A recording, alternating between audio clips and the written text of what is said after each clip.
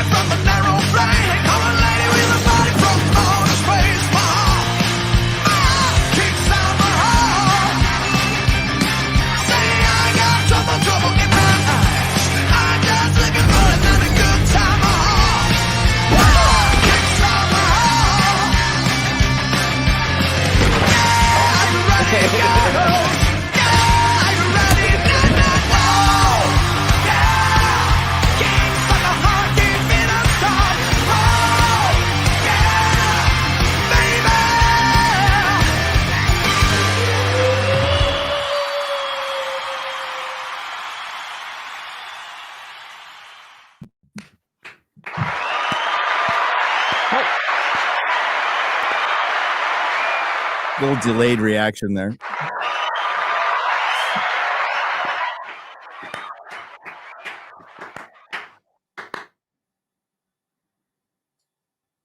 Oh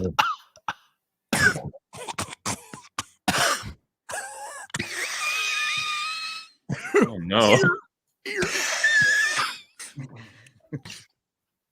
Hi everyone, welcome to the Real BBC. I'm your host, RazorFist. As always, joined by 6 minutes early, Gary from Nerdrotic, he was 6 minutes early.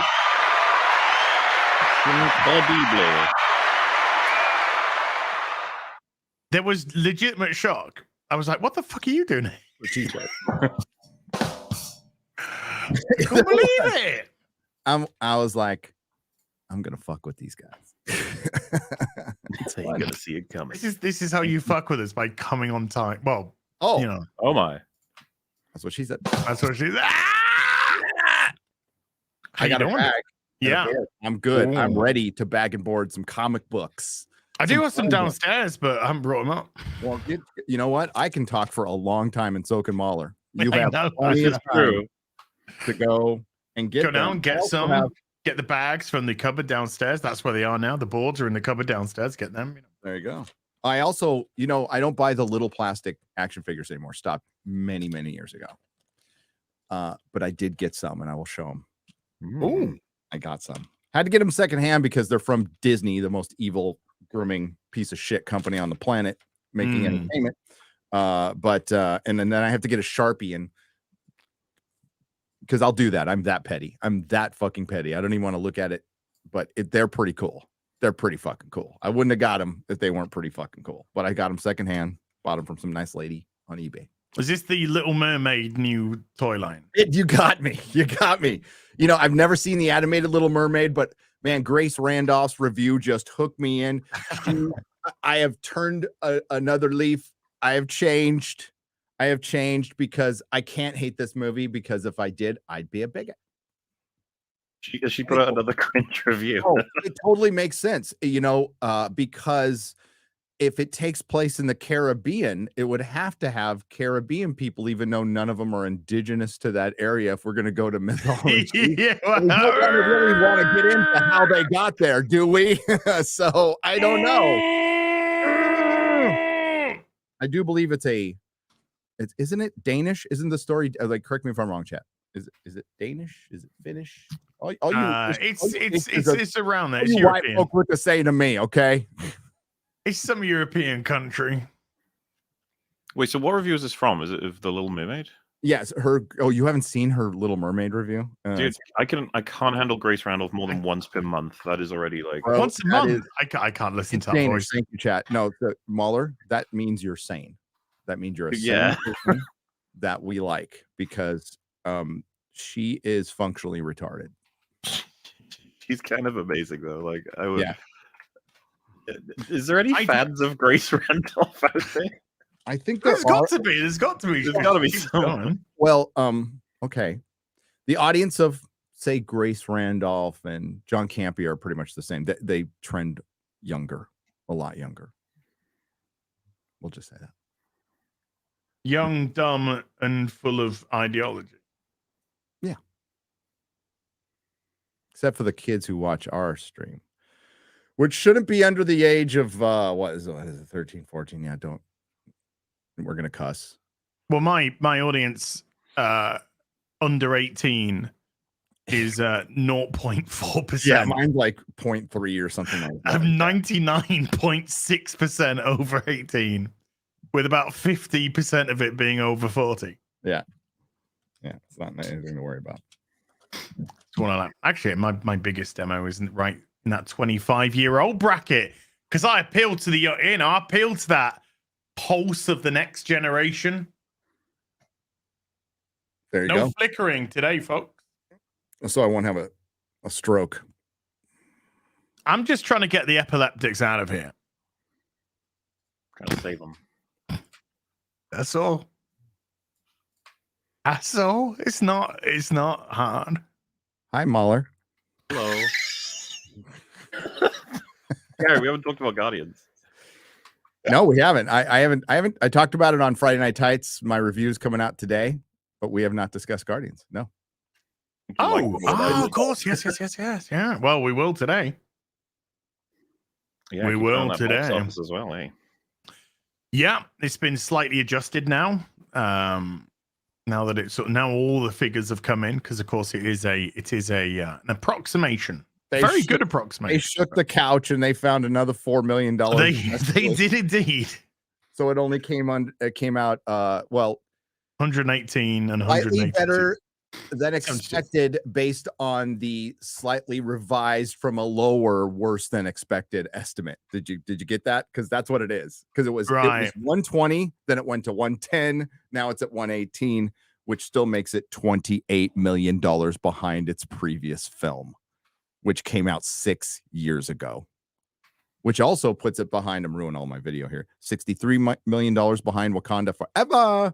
Yes. 28 million behind Thor Love and Thunder, and like 63 million behind Doctor Strange Mom. So every post-COVID era full release film, it fell way fucking behind. The only film it beat was Antifa Man Commie Mania, and domestically. Yeah, he's doing better internationally because of China. So I don't think it's going to have the same take as Ant-Man, but I can't see it doing too much past 650. I think it could reach Thor Love and Thunder. That'd be 750-ish. 750, yeah. Because that was my initial. I like the movie, but if it fails, I won't care. I don't think. I'm sure James Gunn cares. But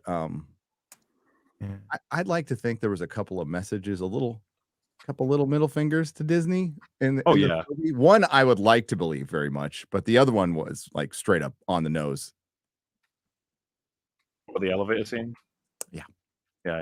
Oh. Mm-hmm. I didn't mention that in my video. I mentioned Rocket being the only creative thing that the High Evolutionary ever made, and needing him back desperately to make his next back of shit. I'm like, I'd like to think that's a message. I doubt it was, but I'd very much like to think that was a message. And then everybody deserves second chances. I think that was definitely. I don't think it was a middle finger, but it was definitely. Yeah, and a lot of people have connected that. He sees himself as Rocket. He said this publicly, and so it's like Rocket loses his current sort of group, and then gains a whole new one that he's leading. Yeah. The reason. Oh well, we'll get into it. The reason the characters work is a lot of people. Well, he takes full credit, and he should, but he's taking from a story that's from the comics, and he honored the source material pretty well, other than Drax, right? But Rocket's pretty much like Rocket from the comics. You go back and read Annihilation. I was talking about it last night. Read Annihilation and the Guardians that comes from that era, or mid 2000s. It's really fucking good. It's really good shit. I had I had quite a few issues with the film. I know you did, and that's As did I. plot wise, it's a mess. I mean, there is no plot, and it's a mess. So it's just a MacGuffin chase. That's all. The Orgos Corp scene, like cool cameos with Nathan Fillion. You got to see Ratcatcher 2 and then James Gunn's wife. Thank God. That scene, thank God she scene was did in. not need to be there. They got a ball of information to tell them to go somewhere else. That's the whole fucking scene did. It's like 20, 30 minutes of wasted fucking time. Yeah, it was like, and I could argue that Gamora didn't need to be in the movie at all. No? I had pretty high expectations for character stuff, and man, I was starving for character interaction. I think they did some good stuff, and then other stuff they just wrapped up way too quick. I could argue that the sisters didn't need to be in the film because Nebula was criminally misunderused as well. Oh, I thought Karen Gillan did great as Nebula. She was great. Music just got obnoxious. It wasn't consistent with era. They were like jumping all over. No, it's not the tune. The tunes I'm okay with. I like the music. I like the music. Awesome. That's a great. But it was every fucking scene. Every scene, another song would start fucking playing, and it's just like this is purely to cover up nothing which is going on. Yeah. Did you like the movie or dislike the movie? Oh golly, gee, wow! I probably kind of am close to hated it. I didn't hate it. I didn't hate it. I thought it was. So we've got a hate, we've got a mid, and we've got a liked it. Yeah. I am sick and tired of this fucking echo chamber. Fucking echo chamber. Yeah, I'm a Karen Gillan simp. I'm a Karen Gillan simp in human form. Yep. If anybody's like, wow, that's insane, it's like, don't worry, I know it sounds insane, but we did full EFAP on it, broke down every single scene, every single bit of dialogue if you want to know why. But the broad thing is, I just think the characters were absolutely mishandled. Basically all of them except Rocket. But even then. I think most of it was a waste of time. Not a fan. I didn't think he balanced the tone very well this time around.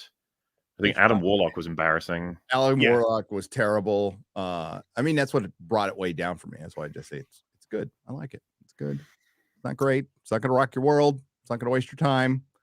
You just felt like he was there purely to introduce for another film down the line. Yeah. Well, I mean, who wants to see fucking dumb bimbo himbo Warlock? I don't. And it's proof that that's Disney's intersectional feminism. There it is, right there on display. So they give all this fucking time and energy to Miss fucking Marvel, a character that's been canceled multiple times in the comics that nobody gives a shit about. America Chavez, same. Ironheart, Miss Marvel, same. Squirrel Girl, same. All this shit, and you don't take the time.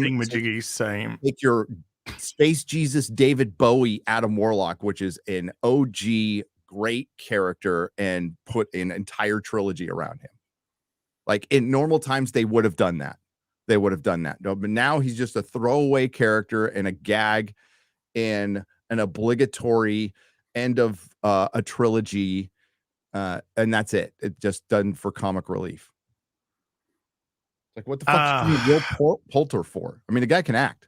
He can act. He can act really well. He's a good actor, and he got to play a retarded fucking idiot. Yep. Which should have been easy money for him. He's like, oh, really? I just play it like this? All right. Wait, so I've just been working out for 6 months, getting buff as fuck to be a retard? I know. Oh, okay. I was a few people I've talked to it about the film with. I said, like, if it had began with the mundane operations of the Guardians, with Chris Pratt's character losing it slowly, getting drunk, coming into work late, not caring, and Rocket maybe feeling a little bit unfulfilled, thinking about his past, and then Adam Warlock shows up, but not like a grand entrance where he smashes in. He just walks into the door and says, like, give me Rocket, or in 24 hours, or I'm going to kill all of you. That sort of thing. Very serious, very straightforward, and he can even be talked to, right? Like reasoned with, but he's not accepting anything other than giving him Rocket instead of what they did. I don't know. I wouldn't want to say it couldn't have worked, but like I don't know, it didn't fucking work for me. Yeah, But they played him the polar opposite. If they played him like he did was from the comics, you could have had a very logical conversation, and he would have probably talked you out of into letting Rocket go. are we gonna go into spoilers? Are we just gonna say spoiler alert? Spoiler alert. It's been some time now, you know. It's been a couple of days. Sometime. Spoiler alert, folks. We're gonna have to go into some spoilers here.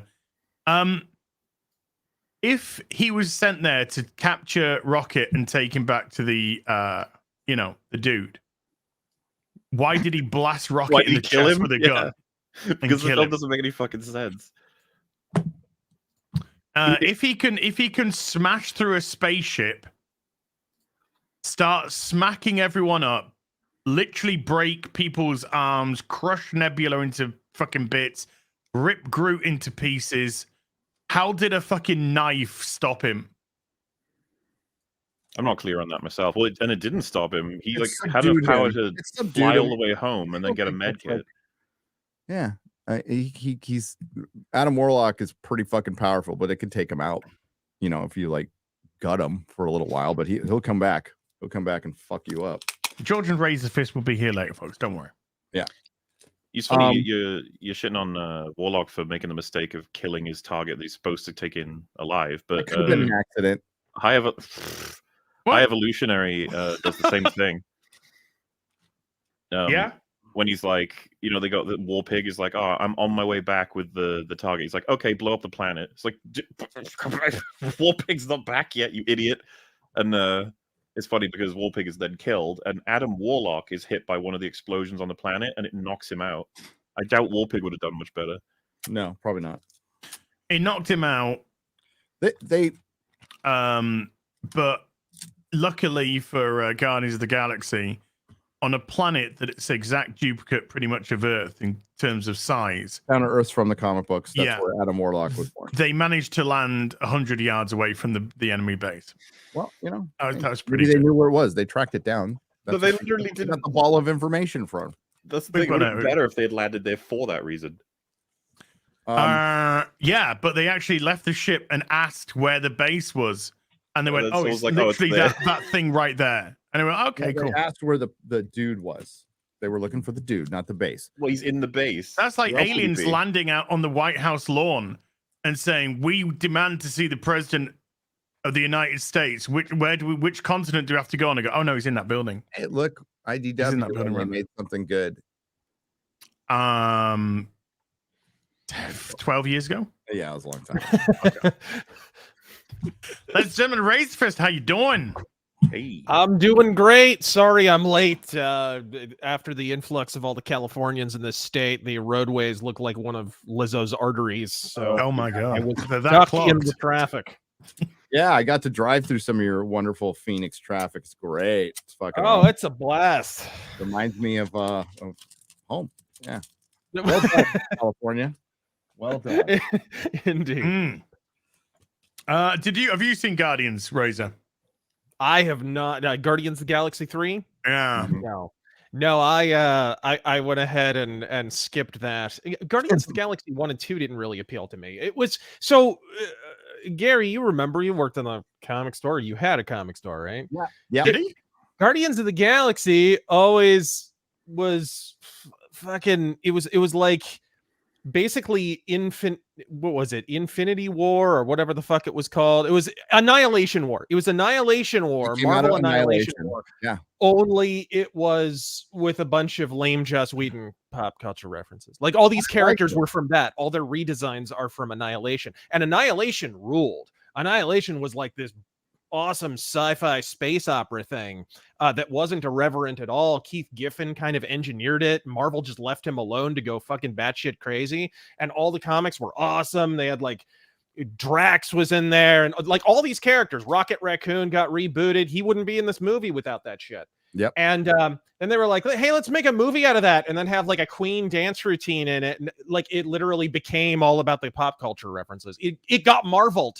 In short, that's basically what happened. So I would have rather had an Annihilation movie. So yeah, I've never been a Guardians of the Galaxy fan personally. It seems like a bastardization of a comic that I really fucking liked. That was such a good comic. It was, dude. Sold like pretty solid. For and this is before, and they completely changed the team, but mostly. Right. And they had a run in the 90s that people were familiar with, but yeah, Annihilation was it was right around Civil War. So that's why that was left alone. They needed the cosmic characters to do something, so they just give them, and they made something better, like 1,000 times better than Civil War. 1,000. They did, because basically just Keith Giffen, who's a genius, was just fucking. They were like, let's give him his sandbox. He'll do whatever the fuck he wants. He's like, oh, I get to play with Silver Surfer? Well, fuck yeah. Yeah. Let's do this. It was good. Silver Surfer. Who's that? I mean, we've had 12, 13, 15 years of MCU, and who not where? As popular as America Chavez or Echo. My bad. Just Ironheart character or Ironheart. Right. Because well, you guys, I still remember second Fantastic Four film. So there. Yeah. I still remember when they teased him in the first. You remember when like it was a big deal for the Apple trailers to come out for the movies because they would get them early. Yep. Oh, and they teased that Silver Surfer was going to be in the new Fantastic Four film, and the graphics were early and not finalized. So Silver Surfer had a dick, and you could clearly see Silver Surfer's dick in this trailer. His dick is flopping everywhere, and it's so distracting because you're like, "Fucking!" It's a Fantastic Four trailer. Doug Jones, I know, Silver Surfer dog. Well, that was always the theory was why Silver Surfer wanted to go home and was so miserable is his dick was encased in silver. Yeah. It's like, shit, I can't. And he's been dying for a piss for fucking years, man. Come on. I want to go home to piss. I need to go back to Shalabah. Yeah, I'm sick of pissing myself. Come on. Oh, man. Hey, there's some old Guardians right there. Oh. Yeah, look at that. Nice. Salo could have done with his helmet in this show, couldn't he? This last film. Yeah, a little bit. Oh, dude, did you see the Mahler? You were like, I mean, saw that on your Twitter. He left it. People got really mad at me for it, but like James Gunn was the one that started, not me. Like, I'm totally like, if you don't want to talk about whether or not certain tech shows up in certain places, that's totally fine. But when you actually have the director of the movie saying, "Well, he didn't because he forgot about it," or he didn't because the rocket boots this shit compared to the jetpack that he also doesn't use. It's like, why don't talk about your movie? It's just no need. Just don't. Yeah. And like, I don't think it's just me, but like I really miss the rocket boots, mask, trench coat combo for Star-Lord. I like the costume. They put him finally in the proper costumes at the end. But yeah, without the helmet. And the helmet's like a half-ass of the helmet from Annihilation, which straight up looks like a stormtrooper Nazi helmet. I mean, it does. Yeah, they kind of did. They turned him into a little bit of like a intergalactic shock trooper sort of a thingy. And I mean, Star-Lord, everything that looks the way it looks in these movies is from Annihilation. 100%. Yes. They rebooted everybody. So, and there was some cool stuff. It was hilarious. I was seeing the other day somebody like, they should do a Guardians of the Galaxy spinoff that's a space western. It's like they fucking did that in Annihilation. They did Wraith, and he had the poncho and the little weird gun with the whip thing, and fucking they've already done awesome. Yeah, it would be boss. On the theory that he kind of hates what happened to the Guardians between the movies, Gary, in one of his tweets, they say like, why didn't he have the mask? And he said, well, the mask broke in Guardians 2, remember? And it's like, somehow it came back in Infinity War. Yeah, like he said that. And it's just like, oof. All right. Yeah, I can see why it's struggling, and not necessarily because of the movie, but because of just everything surrounding Marvel now. It's so fucking done. There's no like, let's take a. I mean, this has got nothing to do with the metaverse or anything like that. But in the same breath, it really feels self-indulgent by James Gunn. And people, it's his last movie. That's fine. It's his last movie, but never put yourself in front of your material. Never. And it really felt like James Gunn was just sort of like, this is my show now. this is my goodbye. Here are all my favorite songs. This is me going through Rocket. And it just felt like, oh, can we just get like a nice fucking Winter Soldier movie again, or an Iron Man or something where I give a fuck about the characters, and actually care about the fucking character for a change, and they're actually treated seriously, regardless of whether or not they're a fucking fuck up or a spy or a fucking soldier, whatever it is. Can you just give them some earnestness again? Because every time we go into these Guardians, we'd have a scene where you get fucking Rocket and these horrible fucking mutated animals that have been experimented on. And then we'll go to another scene and, oh, look, Mantis is being fucking retarded again. That's new, is it? Oh, look, she's spinning around in a spacesuit because she's fucking doopy. She's an oopsie doopsie. Oh, here's Drax. He's going to stab somebody. No, instead of actually speaking like without metaphor, now he's just dumb and stupid. And everything he says is dumb and stupid. It's not, instead of just being literal, like he was before, it's just like tonally, he's like, woo. So you're just like, oh, well, that wasn't funny. Oh, now we're going to look at some more fucking decrepit animals. Great. Oh, now we're back to Mantis shouting at people, calling them. I didn't know what to feel about the film because I was so jarring. Every scene was jarring. Whereas you go to an Iron Man, Tony's very consistent. Starts off as an arsehole, gets put into the cave, starts to learn that his own fucking weapons are causing all this shit, has a revelation about character, goes back, changes his ways. There's a very there's a very logical progression that goes through that. Steve Rogers is a very matter-of-fact guy. He's a soldier, so he doesn't do stupid, silly Billy shit. He thinks like a soldier. He thinks analytical. He thinks in terms of that. And it goes very consistently throughout his films. Now we've got Star-Lord in the third movie who spends 90% of the time angry and mad. And then a second later, he's playing silly Billy with Gamora. And he just, like, who are these characters now? It doesn't feel like these characters anymore. Nebula was just there. Gamora was sidelined. Mantis had way too much fucking time. Drax is stupid.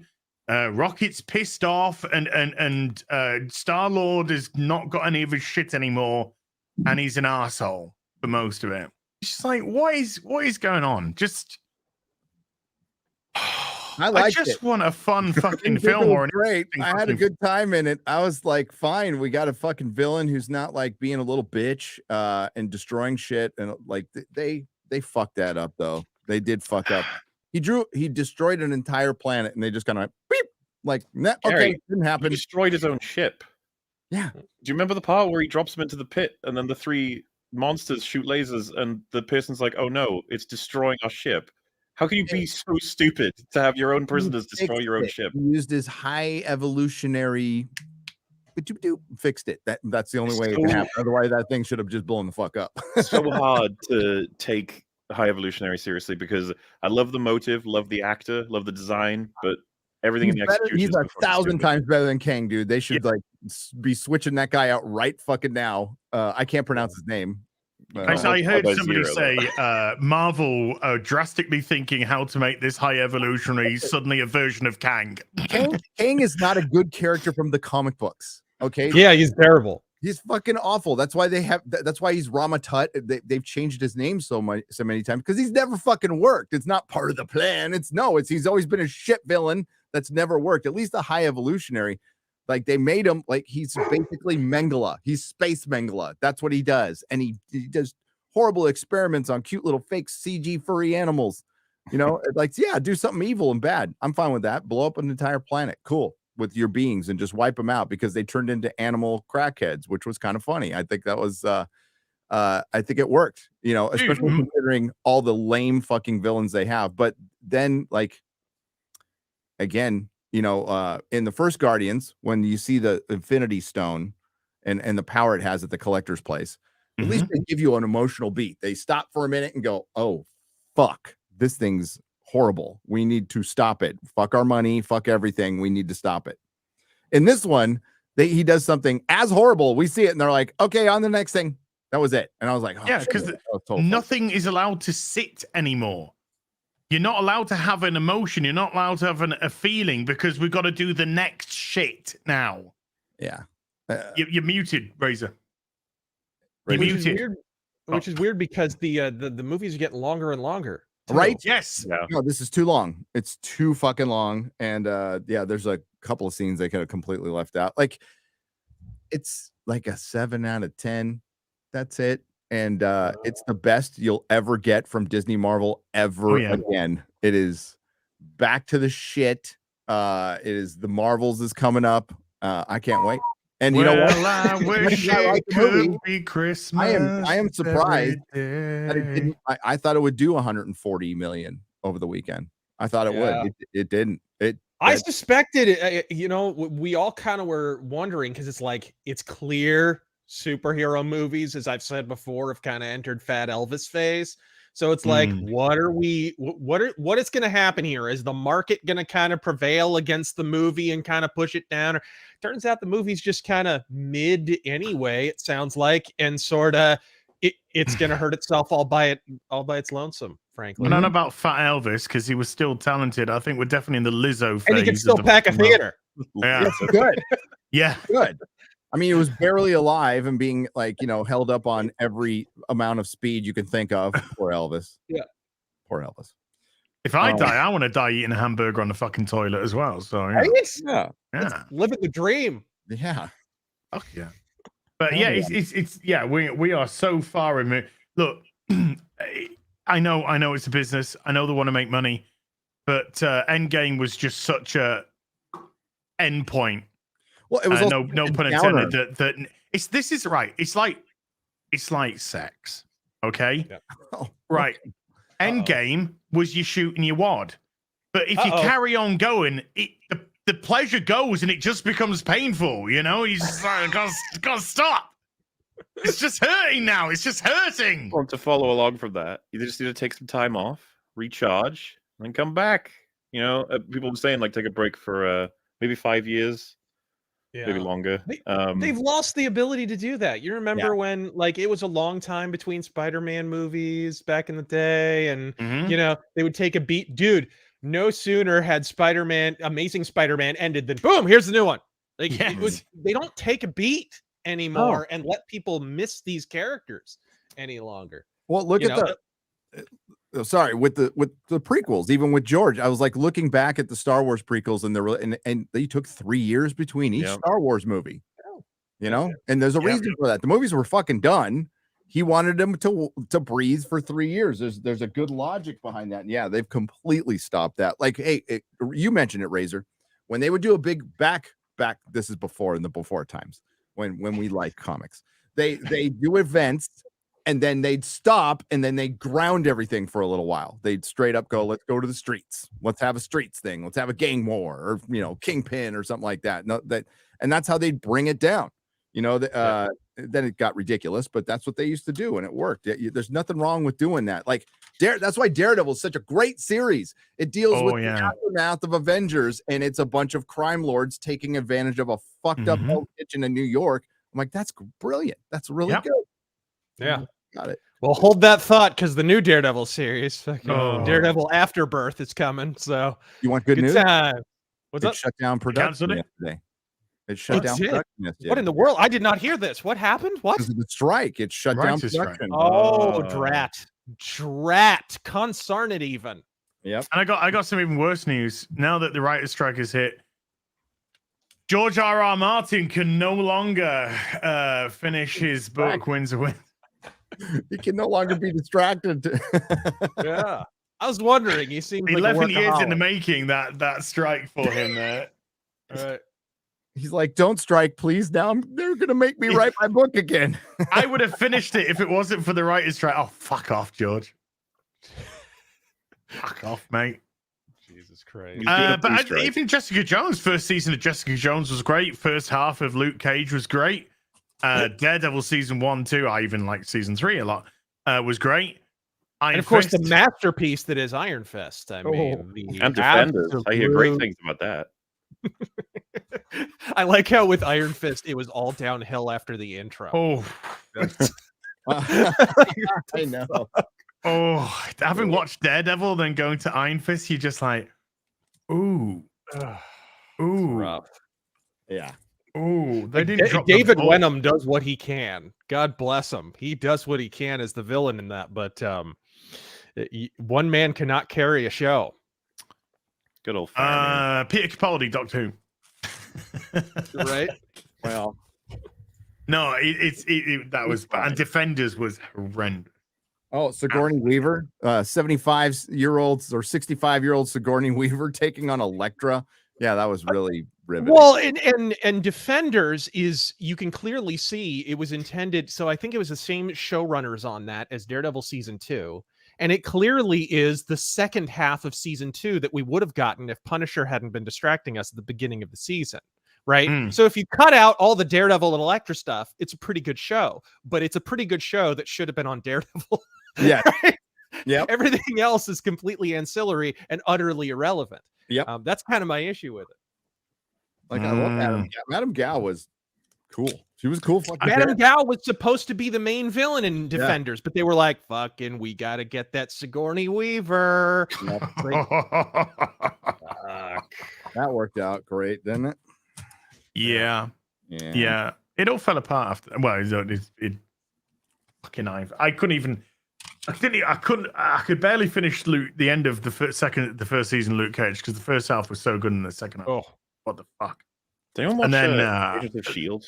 Jessica Jones fell off a cliff as well. Agents of S.H.I.E.L.D. I predicted, dude. I reviewed season 1 of Jessica Jones, and I was like, if you guys haven't read the Alias comics, they used everything. They used everything they have in season 1. Yeah. There's nowhere left to go. Yeah. This show is gonna fall off the cliff like Owen fucking Hart. And I predicted it. I called it. Oh, And it did. too soon. No, it's not. Too soon. No, it's that. Chris Jericho's on Drinker in a minute. You fuck. I apologize. I apologize. No, he doesn't. I don't. I kicked your leg out of your leg. He's dead. He doesn't care. He's dead.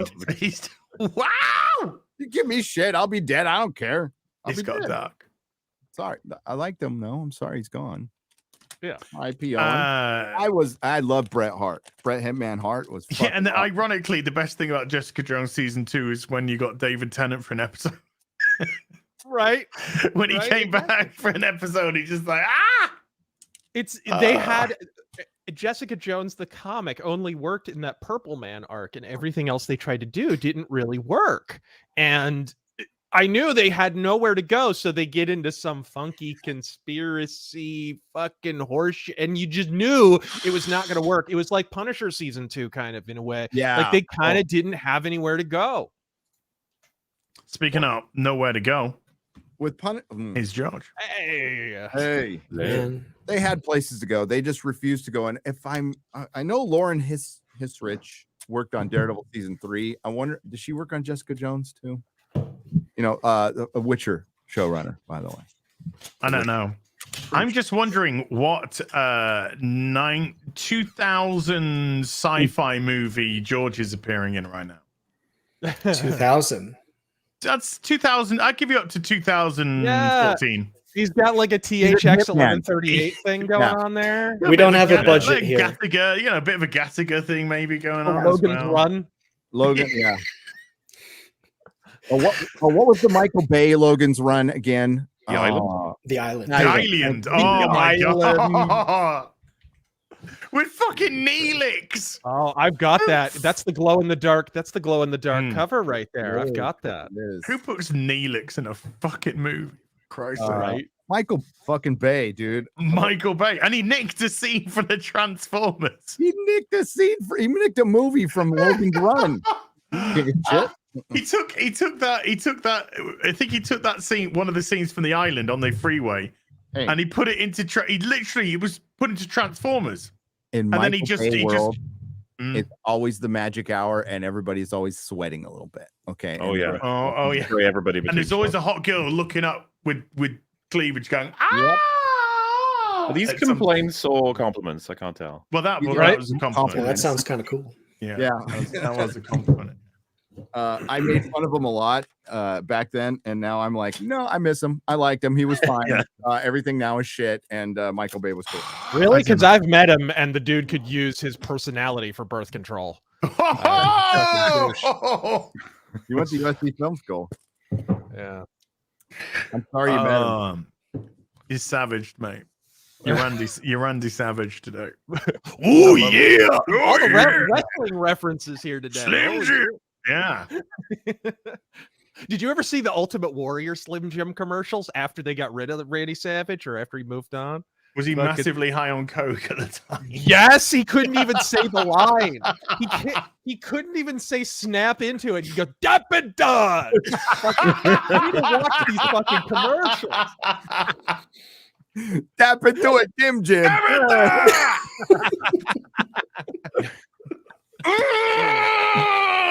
Dude, Randy is still on the I was in a truck stop on my way back from Vegas, and there was Randy Savage on the Slim Jim thing. They're still using his imagery. Why not? Yeah, Well, the best. Marvel's still using people Stanley's now- account. So.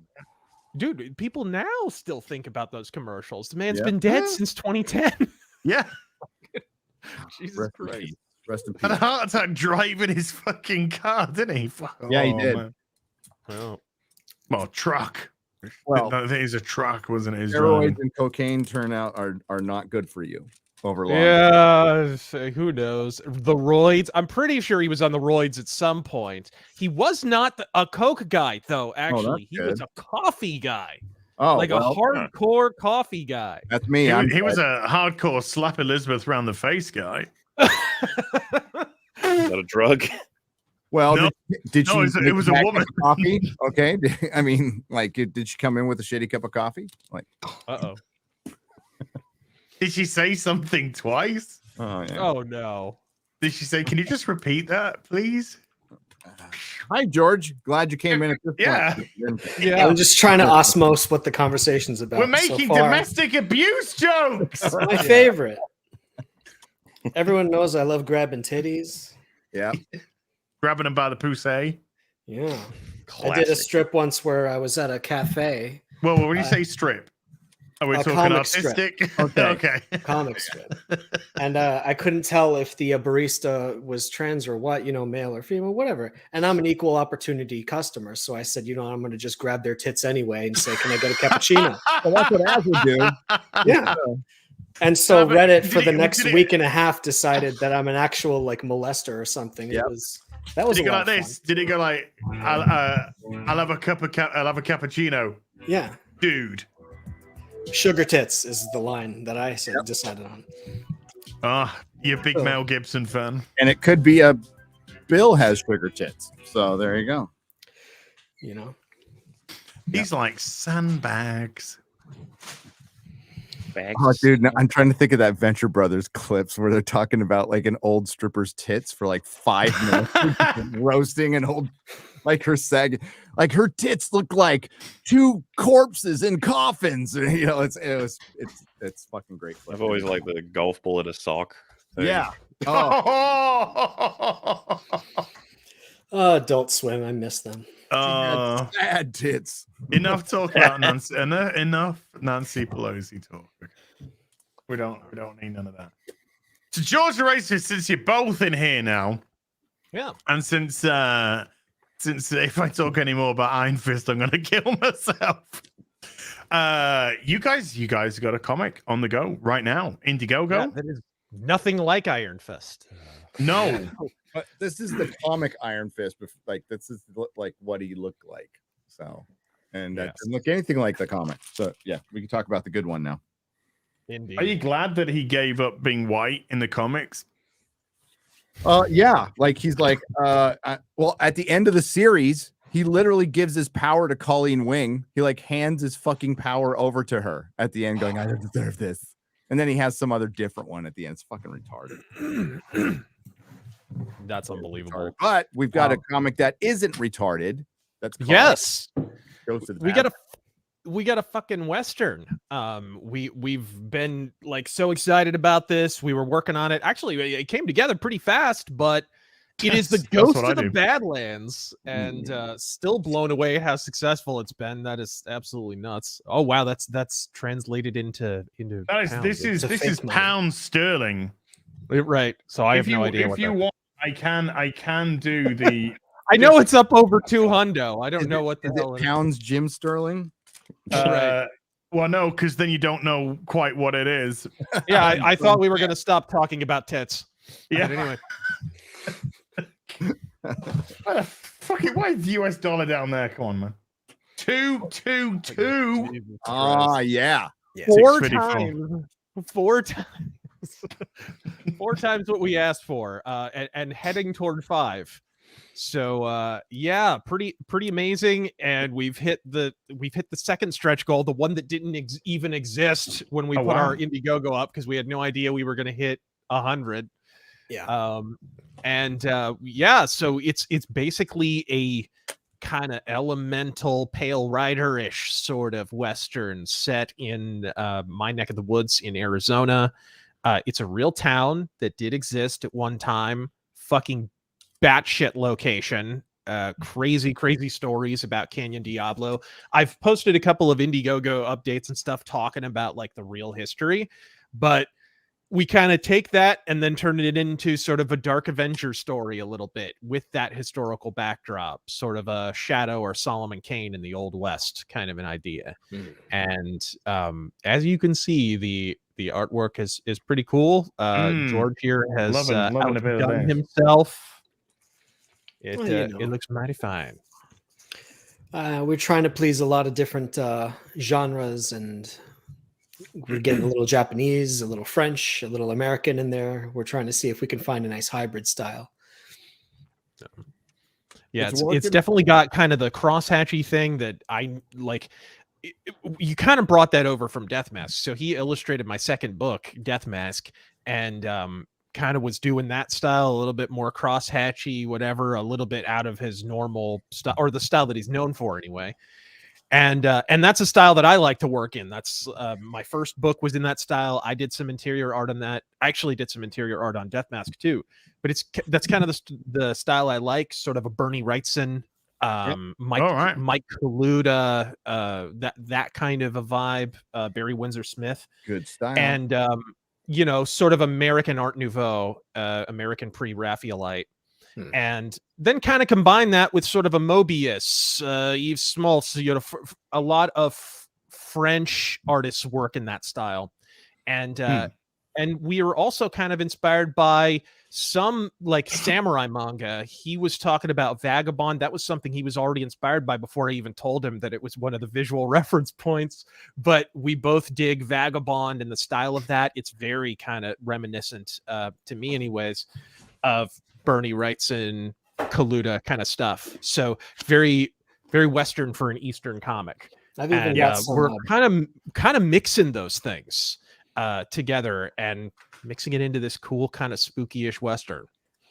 Is this still 56 minutes long, or has this been cut down? Oh no, this trailer. it's actually the trailer for Guardians of the Galaxy 4. No, dude. For one, I watched your Western videos. That was great. Thank you. And No, this is the trailer actually, so this is only a few seconds long. Okay, should we have a look at the trailer then? Yeah, it's pretty boss.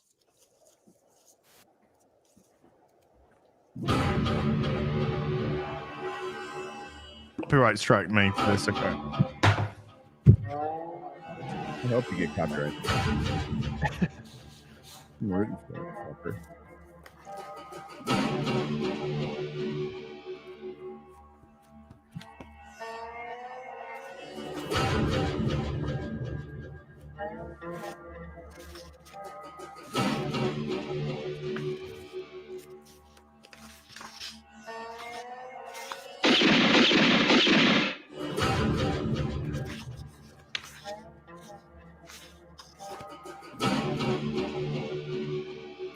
Hellfire and brimstone. Oh yeah.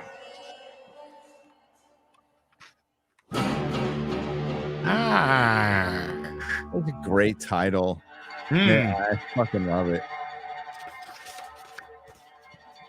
Yeah, we're pretty excited about it. We actually deliberated a little bit on the title briefly, but there's something cool and kind of elemental. It sounds like I wanted the name of the comic to sound like something people would be like rumors about this character out that like something they would actually call him. You know what I mean? Yeah.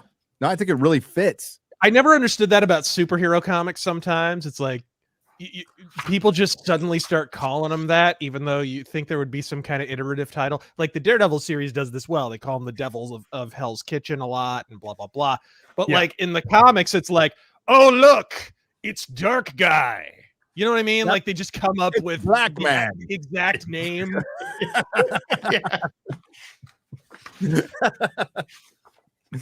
Oh, shit. This looks awesome, though, man. I can't wait for it to come out. Yes. I was going through some manga here. I want to show off, like, as an example of, like, man, there's this guy named Tsutomu Nihei here who's just so badass.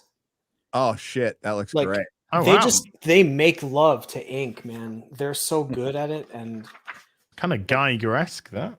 Geiger, yeah, he's a huge influence. This guy does a ton of architecture, and his explosions, and I mean, you just feel the motion. Like, I highly recommend this guy. He did a great series called Blame. It's spelled Blame. Yes. It's so damn good. I saw the Netflix. I heard that was actually not as good as the manga, but if you liked the Netflix, No, you'll I'm definitely... being very sarcastic here. Oh, I'm sorry. Yeah, same with Death Note, right? Like they completely botched it. But the manga, if you just like ink porn, like it's so, you can feel every stroke, and it's not even disciplined. He's just so passionate. It's very much like Katsuhiro Otomo, who did Akira as well. And I even like Blade of the Immortal, if you guys have heard of that. So I'm just thinking about like what kind of like really kinetic styles can we, if there's a lot of motion in the action scenes, like we saw some pages earlier of like some guys are trying to rob a horse carriage, and then I don't want to say too much spoilers, but like there's more action that happens in the horse carriage scene.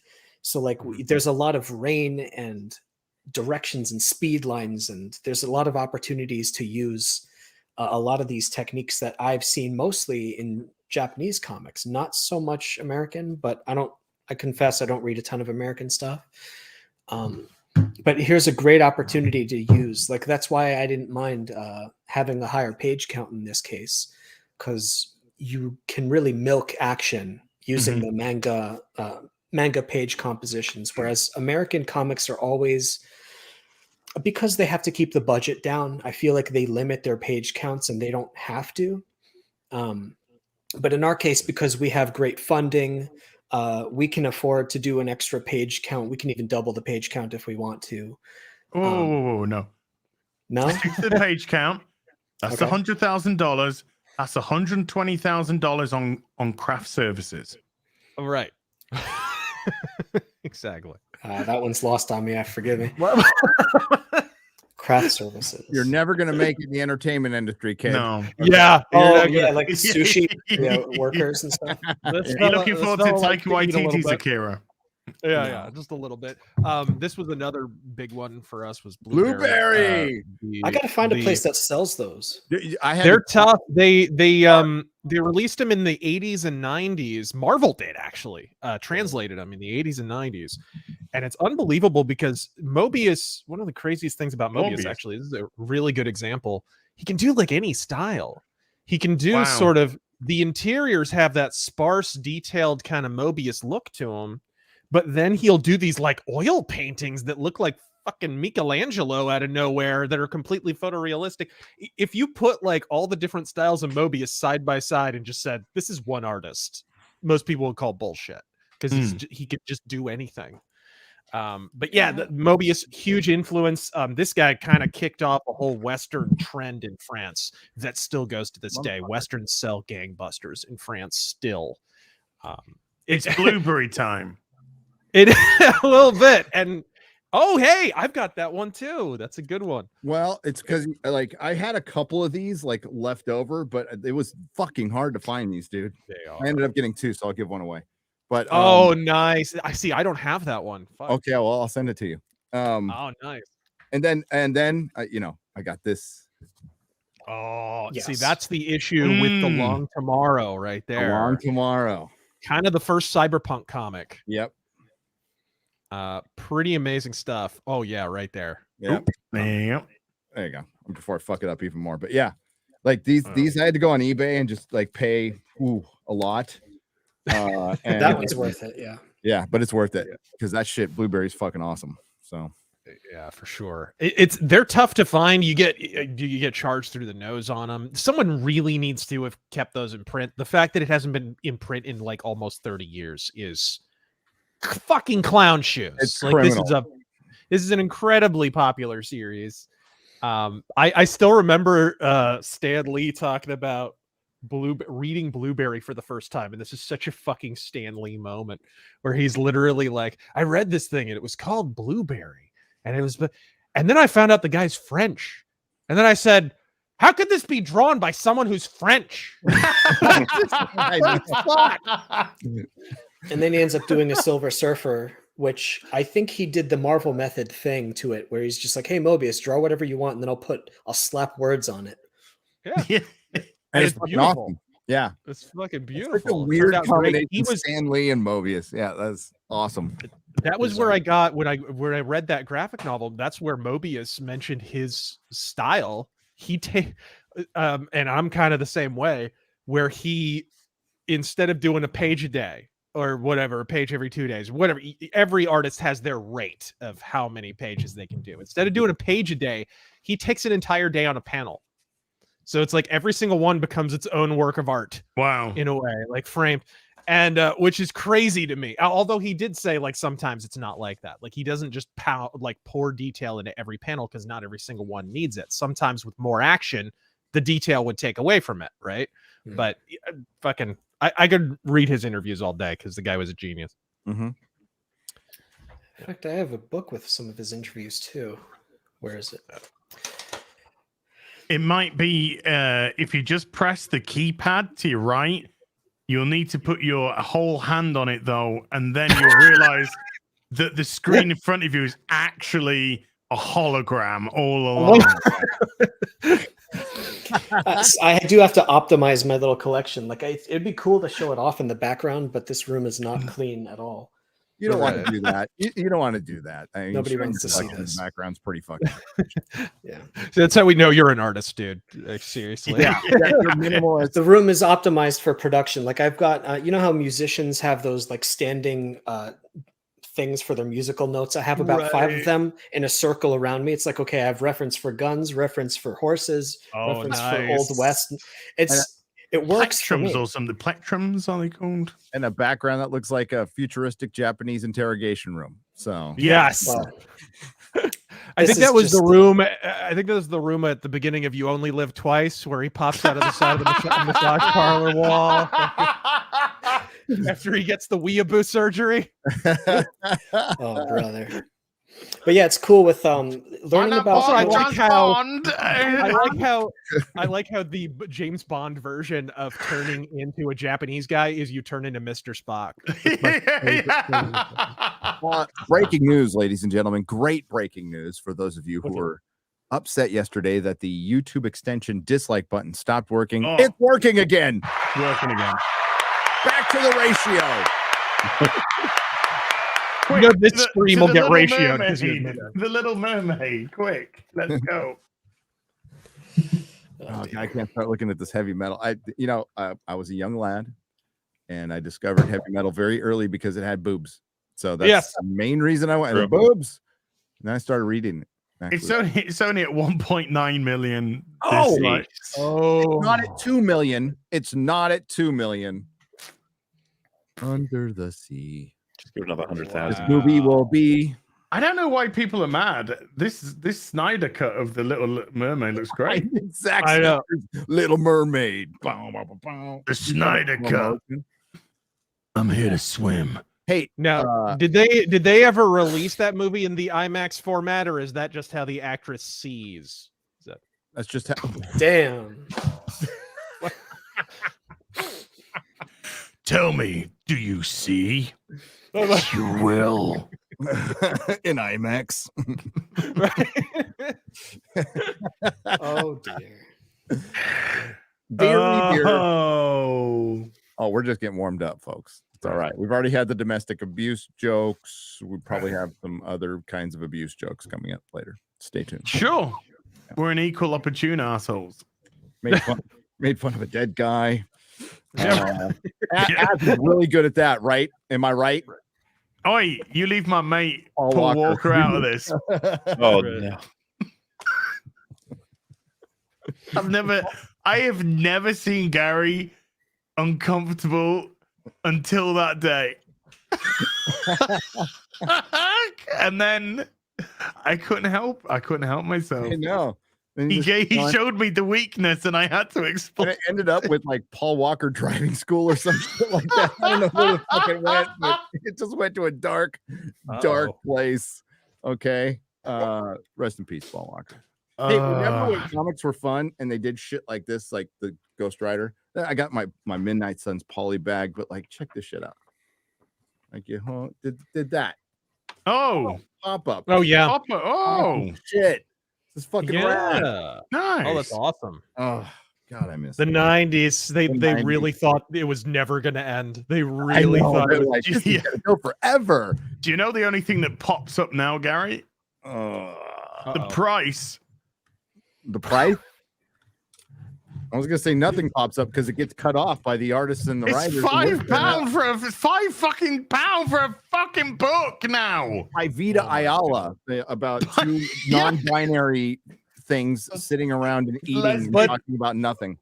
But the quality is all on the page. I mean, can't you Oh, yeah. clearly, Just there. you know? Peter, we want you to write Superman. What's your pitch? Well, there's a black lesbian. Okay, right. Okay, that's good. You're hired. You know, speaking of heavy metal, I had the honor of visiting the Frank Frazetta Museum not long ago. Ooh, Where is that? That is Oh. at the Delaware Water Gap in between the top left of New Jersey and the top right of Pennsylvania. So I went to their museum and I grabbed like some books of his, like, this is the hottest stuff. Like, you can buy prints. And I was rereading like some Conan stuff as I was driving around. Death Dealer, you know. Oh, Yeah. That this guy, he cannot have enough respect. Like, I don't want to show some of this just in case you guys. One get in of the trouble. greatest of all time. it's all right. Show the tits. We don't care. You're sure? Why not? He was just showing heavy Show metal the- there earlier. Show They the were all muff. right. Art, Show yeah. it all. It's art. It's up. It's not. Yeah. Yeah, it's art. This book is not complete. I bought like 4 of them, and then there's also, you know, like reproductions, really high quality reproductions that you could buy. If I think it's worth everybody who's a fan of heavy metal or that sort of genre, it's worth the pilgrimage. It's actually, the museum is where he lived. It's his house, his old house where he It's used to like the live. Robert E. Howard Museum. They did that. They have that here in Texas too, which is awesome. I got to go there for sure too. Yeah. But it's really cool. Like, you can walk around and see, like, he actually would try to paint over his old paintings, so they had to forbid him from going back and fixing his old art. Oh, And you could like walk the grounds and you know, feel the power. You could That's even awesome. see his easel and his brushes, the way he would set it up to paint and stuff. It was That reminds me That's of- pretty I legendary. think it was Stanley. It was in one documentary where they're talking about Steve Ditko. Steve Ditko Yeah. didn't give a fuck about his fucking art, and he was like doing some home improvement project, and he laid down his fucking art to like use an X-Acto knife over and just cut his own art to pieces. Damn. wow. Oh, no. those He guys didn't were care. very eccentric. Very Yes. he was probably one of the most eccentric, but like really cool. Now they're just dog shit. Now they just suck. I wish they were eccentric and would go away and not talk and do interviews. Oh God, who's fucking Wally Wood? Wally Yeah, Wood was the most, because he was fucking batshit. And there's a guy, genius, probably my favorite Daredevil artist. Yep. He had all kinds of fucking problems, like depression, lost his money, fucking what did he do? Like he wound up having a bunch of fucking medical problems and shit, got screwed out of money by Marvel. Years later, he's quoted as saying, if I had it all to do over again, I'd cut off my hands. Fucking okay. And then he blows his own brains out. It's fucking genius. Jeez. Genius. Oh, well, that was how Image got made, or part of the reason they were worrying about artists not getting their dues after the books came out and stuff. So part of their pitch was, we want artists to get more respect, and artist writers. And when they broke off, the whole thing with McFarlane was, we want Kirby and Ditko and those types of guys to be considered the kings, the creators. Yeah, Kirby is king. Yeah, so I remember there was a whole thing. I mean, I remember McFarlane always was talking about like unionizing and stuff, but the whole Image pitch early on was, we want creator owned to be the standard, so that a Kirby kind of thing could never happen again. Yeah. Well, I mean, make it a gig economy. I mean, that's kind of what the Image thing did. It still majorly favors Image, and that was held up by Diamond being a fucking monopoly, an accidental monopoly that nobody ever wanted to compete with for a long time. Yeah. But yeah, nothing stopped them for what you guys are doing now. But like, that is the new way. Make your own shit. Don't worry about anybody else. Fuck Diamond. Fuck it all. And like, if you want to work with stores later, that's fine. But like, there's a direct market to you guys now. You're interacting with your with the audience. It's great. And if a book fell below 300,000 a month, it was cancelled. And that's another thing, is the monthly model in America has been dead for a while, and no one wants to admit it. It was on life support for a few years. It's completely dead now. They keep trotting it out.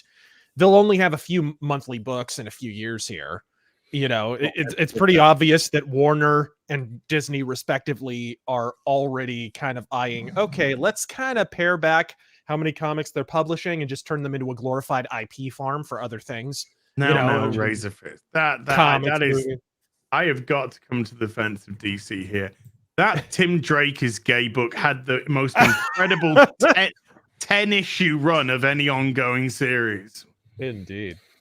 Yes. And a lot of the Image creators also, like Liefeld, was famously late on his books all the time. No shit. But what would happen with these offset printers is, you have to schedule time as a creator. I'm going to have this book delivered at this time, or I'm going to take penalties for being late, because they order all this, ink and stuff and paper. And if you don't meet the deadline, they have to push you for the next person. You have to reschedule your print run. And when you're printing books in the hundreds of thousands, you can't afford to miss a deadline. Fortunately, in our cases, we're printing books in the thousands, which unfortunately makes the cost per unit go up, but that gives us more room to ship the book when it's ready. Yeah, way more freedom. Yeah, way more freedom. I would love to, even when I print my own books, like, I would love the cost per unit to be way lower, but because it's a small, I don't know, a couple thousand maybe books if I'm lucky, you have to sort of plan your business around, it's going to cost a lot to print. Mm-hmm. And then it seems like, as long as everybody understands, like, this is unfortunately the way it is if you're not printing tens of thousands, hundreds of thousands of books. Yeah. But then we couldn't do fulfillment at those numbers, I don't think. Yeah. And we're at the end of the day, we're also at the end of all of this. Once the Indiegogo is done, we've got a publisher arrangement, so they can kind of handle keeping it out there. Right, as far as like, yes, we have people who can sort of keep the book in print, and we don't have to worry about any of that bullshit later on, which is nice. Yeah, all the Indiegogo is the first edition. Yeah, the sticks and the popsicle sticks and glue version. But it'll be well made, I assure you. But and it's the only time you're going to get this edition. Yes. Some of the stuff in this is not going to be in the later ones, I'm sure, because we'll probably add other stuff. To those later ones to make it different. I think that's a good idea. Well, I've been dropping the link in the chat. Go grab. Actually, I'll pin it. Pin that. I'll pin it. There you go. Pin message is the link to the Indiegogo. Go. Indiegogo. Go. There's like 12 days left or something like that. I'm gonna look at the there is 13 days left. Yeah. So, and that's it. That's going to be the end of the campaign. Like some people extend it, but that'll be it for us. Like I'm going to go into the art cave, and I'm not coming out until the book's done, pretty much. Nice. Good stuff. Down into the basement. I'll Does the still be art posting cave have updates. a electronic grid that goes in front of it that if you were to put your hand, you would actually cut, it would dismember you. But if you have the right key code, because the card was dropped by the Grand Wizard, you The could Grand actually get Wizard. in. That's a different kind of complex. Well, it's very white there, so yeah. That's Ryan's house. That's called Ryan Kinnell's house. That's, Yeah, it just comes out eating a bowl of cereal. All right. All right. Yeah, gonna be, it's down there. Learning to ride horses soon, and I'm going to be heading out to the west, and we're going to Nice. get some reference. And And this is going to be out in summer. the West is the best. I'm scheduling myself to finish in the summer. Like if I do my page a day quota, which you never know what's going to happen, it'll be August finished drawing, and then we're going to be printing in the autumn. And hopefully, if printing goes well, I'll ship in autumn. The only problem is shipping during the after Thanksgiving and before New Year's is always a nightmare. So I can't guarantee that would go smoothly. So I said New Year, assuming there's going to be hiccups. But I do plan to draw, like there are things that I don't need reference for, like faces and just interior shots. I can sort of draw those. So even before I came on today, I was drawing, I'm picking pages, like page 78, I think I was working on, just doing facial expressions and stuff. I don't need reference for that. So I'm still working on the book now, and then I'll do the heavy lifting after I get my reference in Arizona. Yeah. And I should add, when we hit the last stretch goal, there's going to be an additional little prose story, probably with some illustrations, I would think, and that's going to be added. That was part of the stretch goal, so I'm writing an additional little kind of backup story in there. Right on. It's going to be added to the deluxe edition, or actually, it's added to all the editions, correct? Yes. I'll check the wording, but it's not like it's going to cost a lot extra to add that. Right. I think the next goal is guest illustrators. Yes, and we've got a few doozies lined up. So I do a mean stick man. Just if you need. right. We have a cave scene. We'll have some cave carvings. You'll know who the cowboy is. He's the one that's got the line across the head and then the hat on. That's the cowboy. That's the cowboy. Yeah. Yeah. And then he's got an L in his hand. We could take everybody we know and have them as bystanders who get shot during scenes. Well, I'm Gary and I have been blown up in Dan Frager's Black Flag. Oh, we have? That's awesome. We're being eviscerated in that. Thanks, Dan. Nice. Well, that's nice. Yeah, Well, Dan you said, haven't Dan said, been I'll put you in. I said, only if you kill us. Well, you haven't made it until you're a villain in She-Hulk. Yeah. So. Oh. That's right. What was the line? Come at me, bro. Okay, yeah. Bro. Oh, shit. Or a I get- lobster. Season 2 on the way, I'm sure. I get Or an stabbed evil in the- lobster cult. I get stabbed in the mouth by a scalpel in Happy issue 2. Really? Nice. Fantastic. That's me getting stabbed in the mouth, and I'm in the boys too. Well, I'm literally I'm in Shang-Chi. I'm RazorFist, and You are. You weren't very well represented in the movie because you looked more No. like Ryan Kinnell, like alt-right, like RazorFist, with the But- Richard Spencer haircut. But Yeah. that wasn't very good representation of you. I mentioned that in my If review, they by the way. gave you guys Yeah. the chance to work for them, would you take it? Who? Marvel? DC, Marvel, whatever the big No. four. No, Yep. the current stuff. Fuck off. Never. Not under the current leadership, right? Nope. No, Not in- no. I think I asked Az that before. They cranked it all the way up to like $1 million for the project. I think you said yes then, right? Well, yeah. If we're talking, if they say come do something for $1 million, then I'm Yeah, like, if it's gonna yeah, set up my fine. son for the rest of his life. All right, I'll try to make Yeah. things better. Because at least that'll mean one person for DC is getting paid. I mean, if they gave me full creative control, I'd be tempted. Oh, they would never give you that.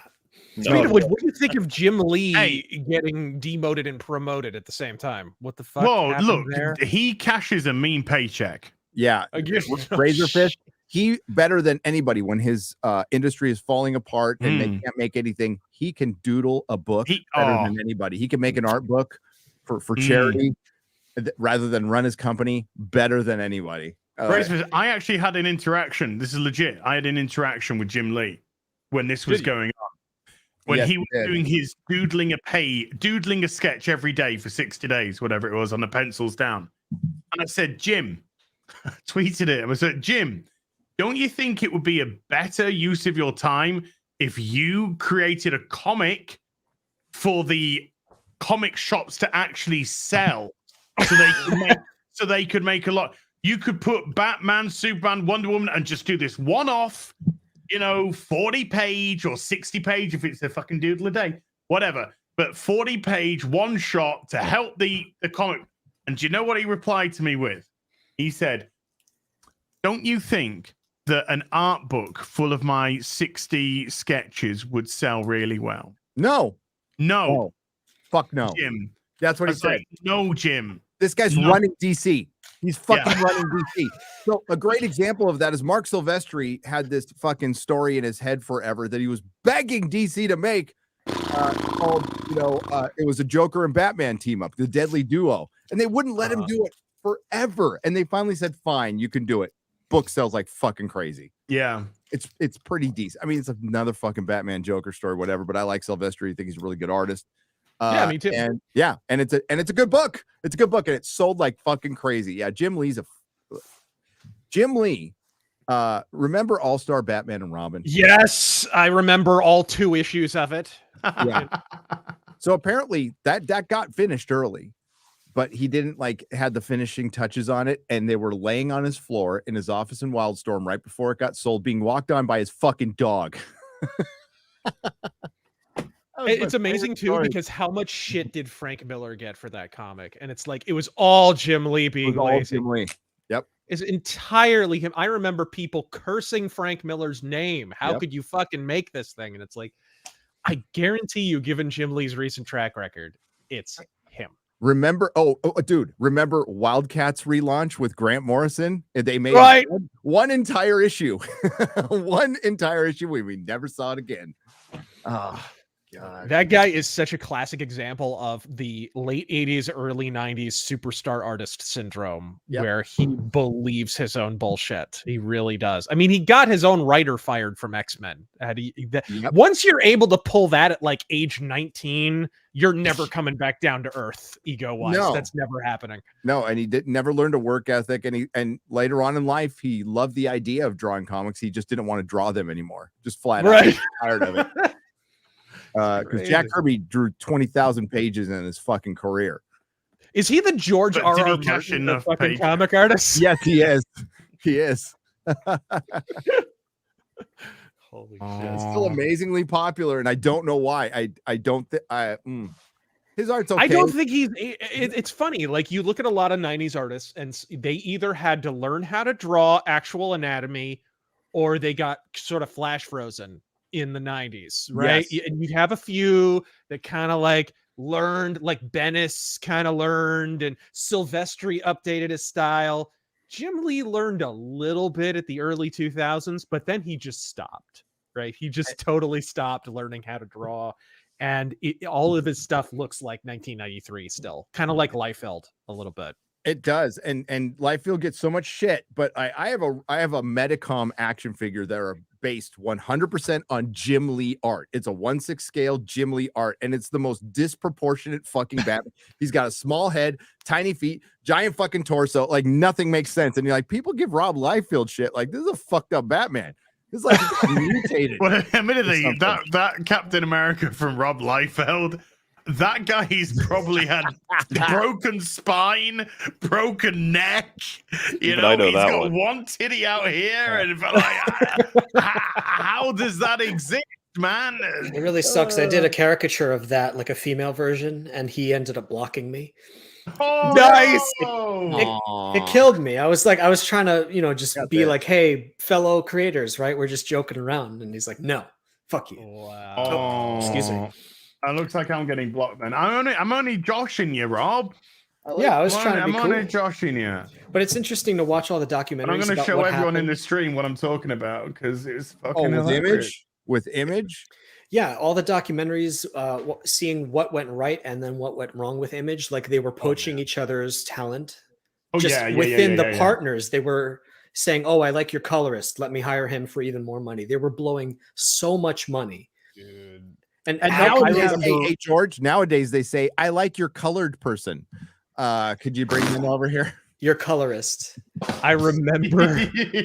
No, he got it right first time. I still remember. I still have an issue of Wizard magazine from like '96, and they were already talking about how fucked up Image was behind the scenes then. Already in '96. I think Liefeld was That kicked is- out that by is- then, right? That is spectacular. But actually, that image is based on a Schwarzenegger pose, I which is know. anatomically correct. Well, it's not It's because the shield. I could show you the Schwarzenegger pose, and let's just say it's not quite like this. Yeah. Because there is an article with the Arnie. That's another thing. Rob Liefeld gets a lot of shit for, you know, his anatomy and whatever, not drawing feet and his wrists written in wristbands and shit. But like, he also traces a lot. He does.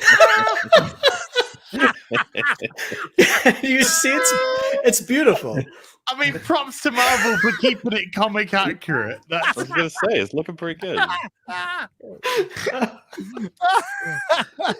Like people He's gonna do a forget. bigger Like, shield. after this period where Liefeld was getting so much shit for his bad anatomy, he briefly, if you guys remember, he started fucking tracing shit. Yes. Oh yeah. for a Yeah. while. He went like full Greg Land. Yes, he And did. it was really obvious too. It's like pictures of bikini girls from like Sports Illustrated shit everyone had seen. And it's like, what are you doing, Rob? What the Dude, fuck? like, yeah, go find a girl and take a picture of her. Don't don't take the cover of Sports Illustrated bikini issue and make okay. it. One of these is not like the other. Yeah, You know, one of these is not like the other. yeah. Oh, bless him. Wow. God, that became such a bad thing. Like in the early 2000s, everybody fucking started tracing, for lack of a better word. Light tables, Photoshop, whatever you want to fucking say. Some art now is just you take a photo and you just put 1,000 fucking filters over it. And this was like, I fucking hated that. I was so tired of it. You know, Greg Land, yeah, he was doing it all day long. So was everybody. At least Alex Ross, like, yeah, he's painting over people, but it's like people he took a picture of, you know. Yeah. It's still Right. fine. If you take the photo, that's one thing. But Yeah, I'm really superstitious about using any reference if I can avoid it. Like somebody's gonna find the source image and they're gonna say, "Oh, Yep. that's so low Especially with effort." the AI argument now.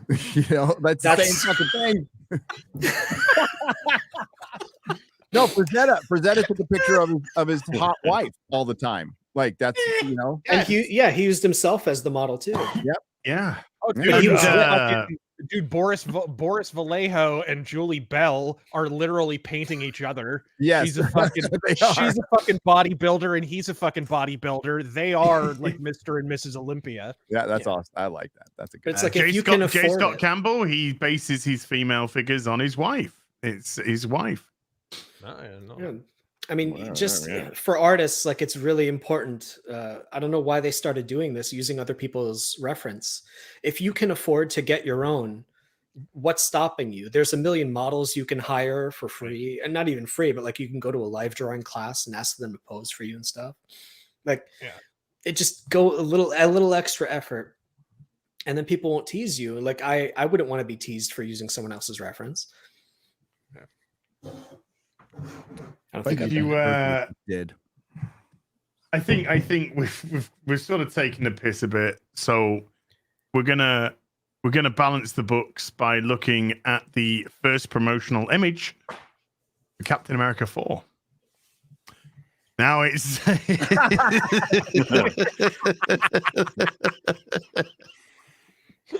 I'm excited.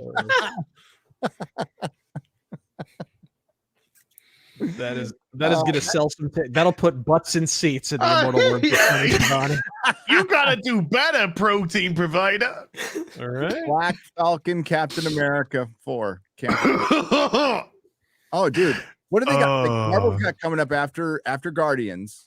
Okay, varying degrees of like to dislike to almost hate.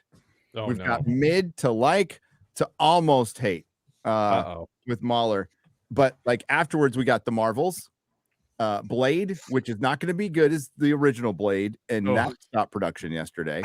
And Black Captain Falcon America, whatever he is, that stopped production as well. So I think this writer strike is just a win overall, guys. I mean, like I'm. It is. For it. You know what It's didn't so- stop production though? Rings of Power. I know. They just don't have It's such bad timing Nothing can because stop that.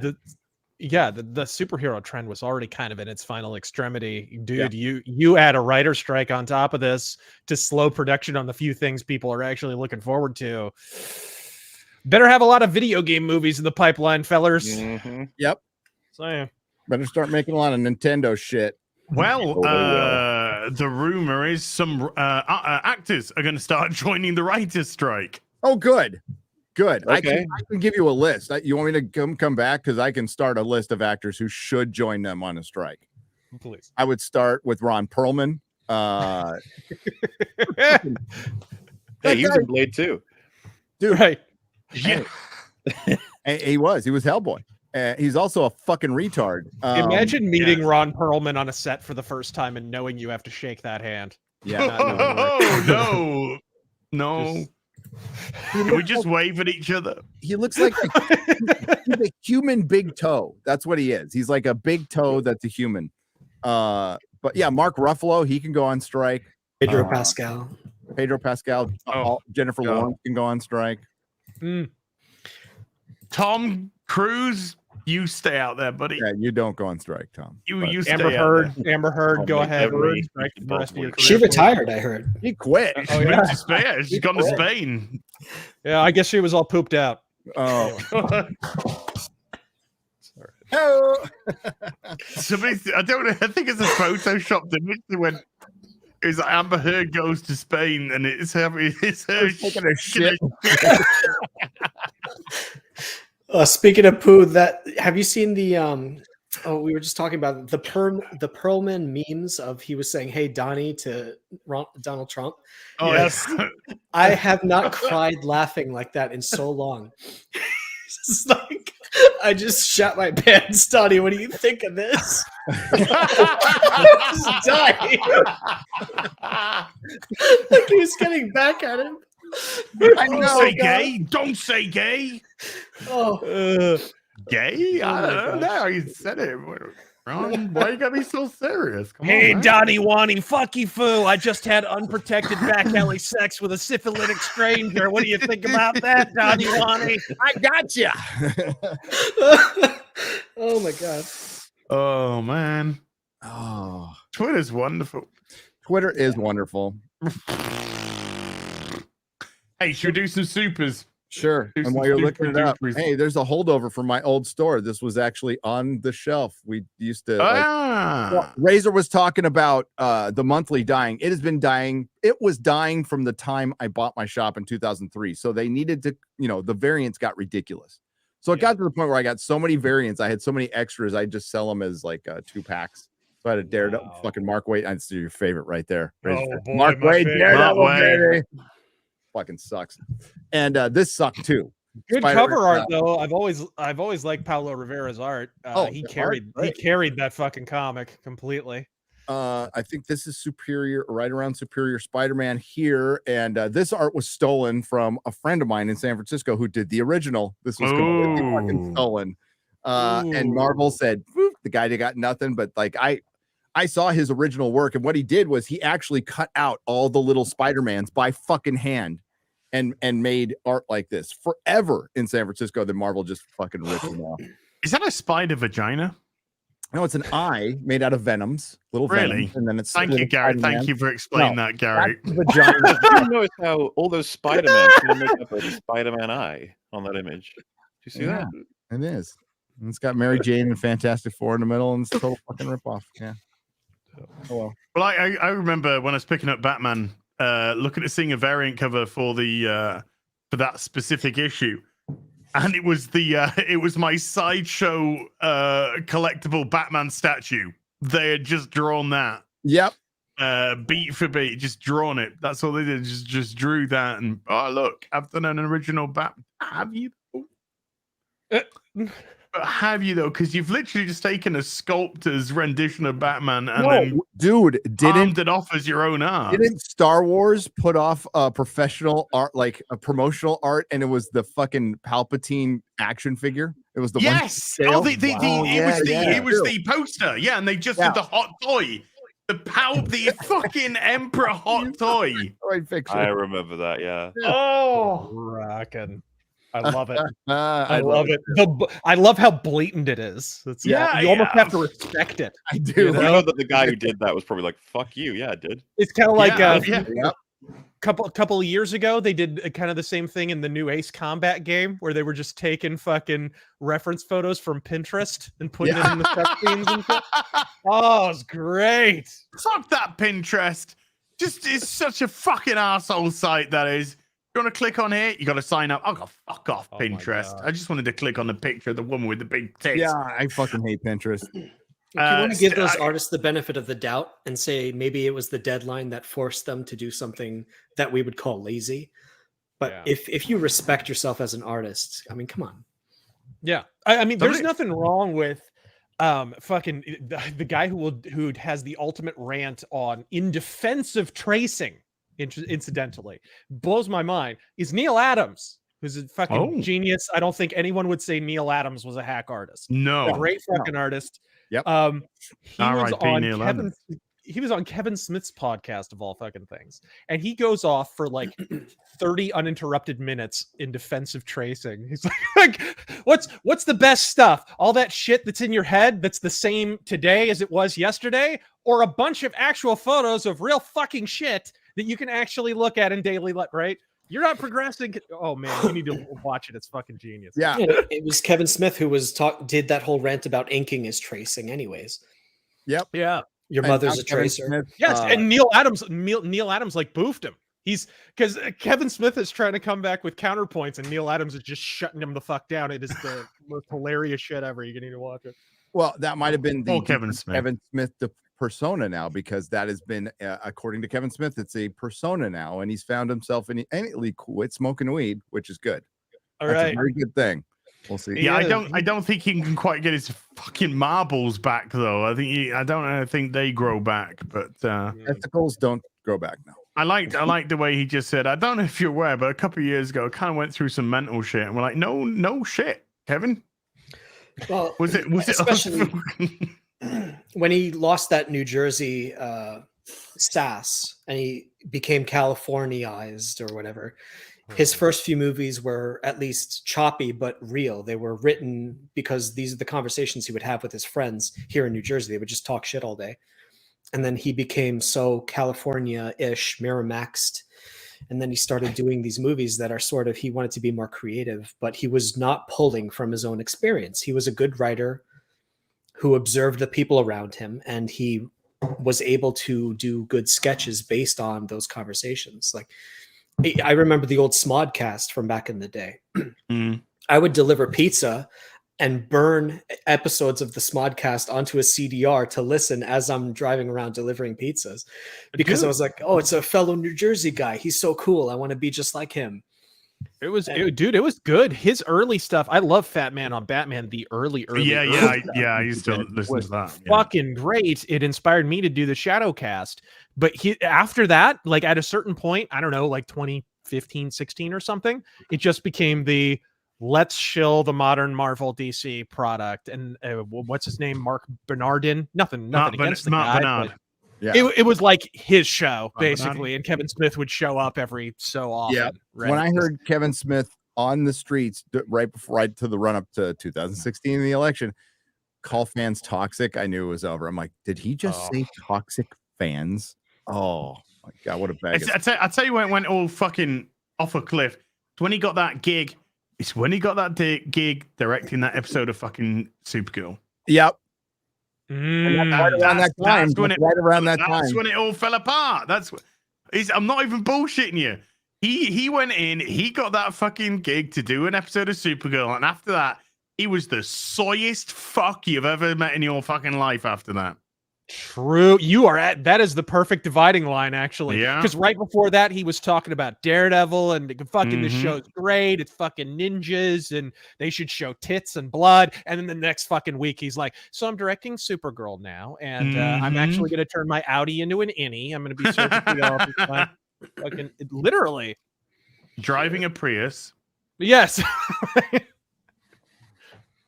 What happened to you, man? Matt said we should provide on Mark Bernard. I don't know if he'd come on. I'd bring him on. I'd talk to him. I don't think he'd come on though. I don't think he would come on. Yeah, I don't think he would either. Yep. I've been to the Secret Stash a couple times, and I'm bored from it. What was it? Comic Book Men on AMC back in the day. That was a cool show. At least the early ones. That bar that they do the podcast from, the Cantina bar. I went there with Chris Gore. And you know who was the funniest part is the doorman of the bar was the guy from the OneRing.net. I don't know if you Oh no doorman. So we're staring at each other right in the face right when I walk in there. I'm all, what's up? Sup, bitch. That's great. that douche. I think Stealth Creations has had a little bit too much publicity here, but I had to start with this one because Scarlett Johansson's got them all beat. She's been on strike since Black Widow. So yeah, it's not bad. She's gonna be Mikey. Oh my god, why am I blanking on his name? The dude who makes the movies all the same, but they're not bad. Life Aquatic. Wes Anderson. Wes Anderson. Yeah, she's Wes gonna be in the Anderson. next Wes Anderson movie. I think his latest one was filmed in like a closet because of COVID or something. It was weird. Yeah, they try to make it look like him in a Arizona closet. and Utah, but with set. I mean, None of the actors are looking in each other's eyes because they're not in the same room. Because they're not in the same room at the same time. Yeah. the COVID movies really stand out. Like you could tell Ant-Man was a COVID movie. There were actors who weren't in the same they didn't film at the same time or anywhere near the Dude, same that's just studio. a Marvel movie now. It's with fucking Blade. Yeah. I've been thinking about that. Like, do you have any idea? You remember how during COVID, every fucking commercial, everything had people in masks and fucking you know how much of a weird delusory cultural artifact that shit is gonna be in like even 5 years. People are gonna look back and go, what the fuck is this shit? And much less when kids who were born around this time get a little older, even like 10 11, like, Daddy, why were you all batshit fucking insane? What the hell was just this? tell them the truth. Just go, my young lad. That's because the WEF were testing their biological weapons on mankind for when they're gonna fucking try and kill everyone. And the only reason you were born was because I didn't take it. That's your bedtime story. It's true. It's fucking true. Oh my god, you're right. Yeah, I mean, no wonder why we have so many identity problems now with children. Just a couple of years after that, no coincidence there. No correlation whatsoever. I don't think we're allowed to talk about that stuff on YouTube. No. Oh well. But it might have slipped out. Whoops. Yeah. Good thing it's your channel, not mine. Grandpa used to have boobs. They were running their first preliminary test to see how the infection rates would spread. Grandpa used to have boobs. Grandma used to have a cock. Yeah. Remember when Granddad Which was had a the fucking style vagina? at the time. Yeah. Women were weird. They used to have penises at that time, you know. Sorry, he used to have vaginas at that time. Very strange women back then. Very strange women back then. By the way, if I accidentally commit suicide over the course of the next week, don't worry about it. I met your grandma in the women's locker room. Right. Az accidentally hung himself while shooting his brains out while being poisoned and had 6 knives in his back. And Hillary It's Clinton been ruled a suicide. As was just telling me, he's been thinking about practicing gymnastics near an open elevator shaft. Yes. Take it up. It's a new hobby. While practicing his marksmanship. Yeah. He started his latest hobby, swimming with toasters.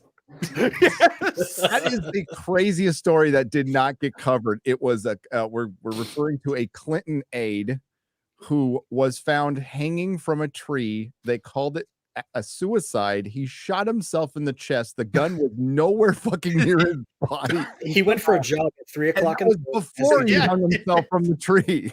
Okay. And I know we're laughing. This is terrible. But like it's so fucking blatant and out there now. And the crazy one was the one right before the election where the guy was literally scheduled to testify the next day against Hillary Clinton. Yep. And was working out, and it was actually an assassination from hitman blood money. It was actually the guy was working out at the health center and the barbell crushed his larynx. Coincidentally. It was actually, there's an actual mission in one of the Hitman games. And the funny part is when the newer Hitman games came out, they do these things called elusive contracts, where it's just a random new target or whatever that's not in the base game. It's downloadable, it's free. They put a bitch in there who is clearly Hillary Clinton. Like 100% Hillary Clinton. After that news came out, and it cannot be an accident. No. Did you ever play Vanquish? No. The bad guy in that didn't play game that one. is Hillary Clinton, and she ends up. Well, I'm not going to say. Look that up. It's a lot of fun. So that game didn't do well. No. No. What it though?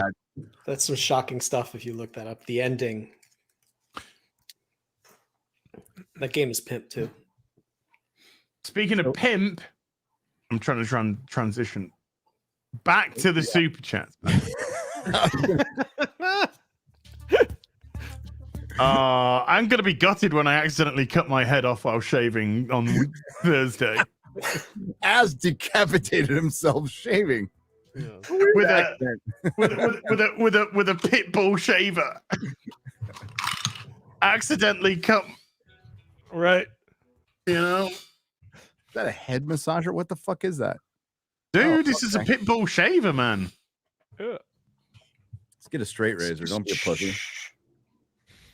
Dude, I ain't buying a fucking straight razor with Hillary Clinton on this planet. Okay.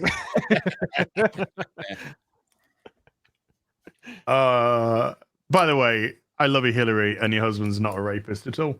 No. Not at all. Not at all.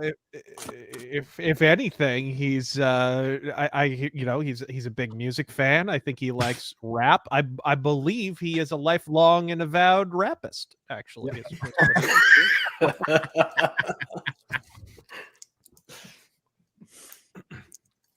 I heard that he really likes walking because I keep hearing people talking about his pedo stuff. Pedometer. Like pedestrian. Stuff. Yeah. So he's a massive pedometer, that Bill Clinton. I was like, I didn't know he liked jogging and walking. Okay. Walks he's in good shape. He's in good shape. So, okay, yeah. He did actually do that when he was president. He jogged a lot. Remember, that was like that was the big fluff thing that we used to get on the news. Like now when people pretend Biden can actually operate a bicycle, shit like that, you know.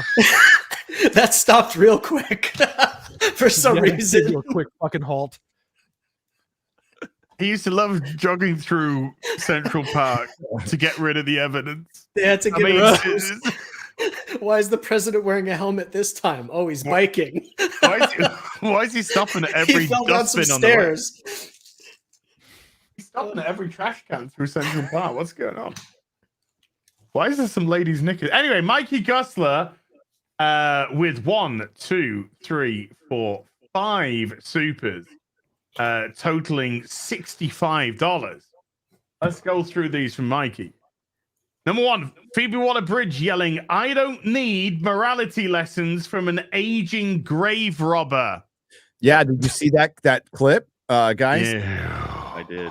I didn't. I can't bring myself to do it. I got it on my drive. I'm gonna be completely honest, Gary. I was like, of course. Like I'm not remotely. That's exactly, if anything, less bad than what I was expecting. But I think a lot of the internet is like, I knew it. And it's like, yeah. rip into Indy for everything he did in the previous 3 movies. Go on. Recontextualize it as him being a thrill seeker who doesn't actually care about anything. He's just fucking around with graves. Do it. Go ahead. Yeah, because movies like this, Lucasfilm never would do something like that. Yeah, it was super on the nose. It was like, this is so expected. This is exactly how I thought it would play out. A thought I have about it sometimes is that I think the people who write these are like, you guys, you enjoy those movies, but you never really thought about it, have you? You never thought about the damage that Indy does, or you never thought about the reasons why he does things, or blah, blah, blah. And you're just sitting there like, no, we have. We like him because we see what he does, and we know why he does it. It's not like we just went, oh, it's just a fun action man with a whip. It reminds me of J.J. Abrams saying that Han Solo is like the guy with the gun. Yeah. Like, there's a hell of a lot more than that, and I didn't realize that, like, even the creators thought that we only liked it for that reason. But yeah, sitting there being like, Robin Graves, that's not very ethical, is it? It's like, oh, just watch the film. It's a little bit more complicated than Robin Graves. Shut up, Phoebe, you fucking... It's like those Gillette commercials where it's like, we as men, we need to do better, guys. I think he actually breaks down, like, the reason it goes into a museum is keeping it from some either government, if it's a weapon, or if it's just an artifact, keeping it from some private dickhead who's going to keep it in his own collection instead of like showing it to as many people as possible. Well, that Ark of the Covenant was completely safe. Totally safe. Yeah. Just got to keep your eyes shut. I think it's Hey, speaking I don't know if this is exact, but I think it's because Phoebe Waller-Bridge is a massive cunt. I think that might have something to do with it. The fact unlikable, insufferable biatch might cover. So Disney re-released like original. The card stock is shit, but like the original Kenner, a whole set of them, and I was like, that's awesome. And then this is fucking Disney right here, so I got to get a Sharpie. Oh, yuck. It's fucking gross, but like, this is cool. This is like the Indiana Jones figure I had as a kid that I have hanging up right over there. Actually, the real one. This was a good idea. Like, that's all they need. They don't need to remake any of this shit. Just come out with the old toys that people will buy, and you'll make more money than your stupid fucking Indiana Jones sequel with a Jurassic Harrison Ford. Right. And a fucking intersectional giraffe. Dude, it's absolutely nuts. He was way too old to be doing it in that other fanfic movie they made. The quote unquote fourth one. And to think now they're making another one this far on. Actually, never made this one. This was a male one. 12 years later since the last one. And the last one where they said he's way too old. Do you think they'll do another one in 12 years from now? I don't even think Harrison Ford knows the word no, honestly, at this point. He does. He came back for Rise of Skywalker. That's psycho. I saw that scene. He just like pops up. You're not a Force ghost. Nobody knows what it's supposed to be. That's not how the Force works, Harrison. Yeah. The movie opens with him coming out of the fridge. Like, wow, that was a weird dream. What a weird fucking shit. Somehow Han Solo returned in a t-shirt. Mikey Gusler with another. Here's his next one. Oh, Blade Runner. No, I was gonna say, but him and Blade Runner in the fucking Walmart clothes. Right. The fucking just shambling around his fucking bothered to like have a costume or something now. Not only that, but wasn't the whole point, like, weren't we supposed to kind of suggest he was a robot in the first one? Was it? Has he still alive? He's not a robot. Well, he's not, in my opinion. But he's I'm not. saying he's not. You're suggesting that he was in the first movie, so anyways. So whatever. Yeah, he's not. Many people will make the argument that he hasn't. Fuck Blade Runner 2049. No. Lots of people are wrong. It's fine. Yeah, it's okay. I refuse to watch it. I don't want to have the original we're talking about though. The one I saw in the movie theater, dude. That's the fucking original. Okay. The one that was written. Even the stupid happy ending. That's the one I like. I like the one that I saw. Where he runs off with Rachel. Yeah, it's dumb, but that's the dumb part. But I like the voiceover part. I do. She died a week later. Stupid replicant. I didn't bring any batteries with me, and the bitch died. And they never had a stupid wide-eyed fucking fanfic kid, so that they could fucking extend this shit out to a franchise that nobody cares about. I said an I'm empty all for theater. De Armas's tits out though. I was 12. My mom came with me. She was reading a book with a fucking flashlight. She was so bored by the movie. And me and my 12-year-old friend are like, just like, this is the greatest thing ever made, is sitting in an empty movie theater watching Blade Runner. Yep. Back in the day. Back in Does it flop too? One of the plot points for the new Little Mermaid is Ursula casts a spell that makes Ariel forget she needs a kiss. All for the sake of making the kiss the girl scene a lecture about asking for consent. Oh my to god! put Eric in the wrong. I heard that Trump is making a version of the Little Mermaid, and he's replacing that song with "Grab 'Em by the Pussy." I hope so. watch it. God, I hope so. I'd watch it. And saw Ron $20. I'm going to read that one. It says Kelly Jones art still rocks. Oh hell yeah! Absolutely. I cannot believe I have a piece of Kelly Jones art on the Did way. he send it? He said he asked for my address and a couple of days because you're in a. Oh, it's gonna take a little bit. Your country is fucked up. Okay, you guys are gonna get mad at me. Not the RazorFist. Probably not. Mahler and We probably aren't. I'm really in this. No, you're gonna get really mad at me. So I got really. I don't get bored often, and I got bored, and I'm like, okay, I'm just gonna watch the second episode of Clarkson's Farm. I'll watch the rest with the guys. Wow, I am mad at you. I fucking Yeah, burned actually, through the love it. whole fucking thing. It's so Oh, great. I'll watch no. it with you again. I was waiting for you, and I was like, "Oh, you can't I- watch it. You gotta wait." I'll watch it with you again. I will fully commit to watch it with you again. I fucking love that show. It's Useless. everything about it is great, but your country is fucked up as I would never fucking live there, man. Are you Holy talking about the shit, red tape the with red tape, everything? the bureaucracy. Yeah. Some crabby old man can stop the whole thing from happening. You try and buy some Hubba Bubba from a fucking supermarket. It's a nightmare, mate. It is unfucking believable. What Why you do guys the deal meme with. exist of like you got a license for literally every? You're licensed for that, yeah. Got a We license for that, did- Oxygen. It was only in the last 20 years that we did away with having a fucking license for a dog.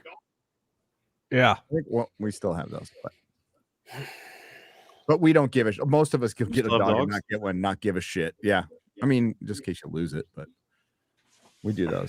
But you can, you know what? You can have a farm here in Texas and build whatever the fuck you want on it. It's pretty cool. Mikey Guster's next one says, "Hey Mauler, Hello. if you want to read something for fun, look up the latest IGN articles.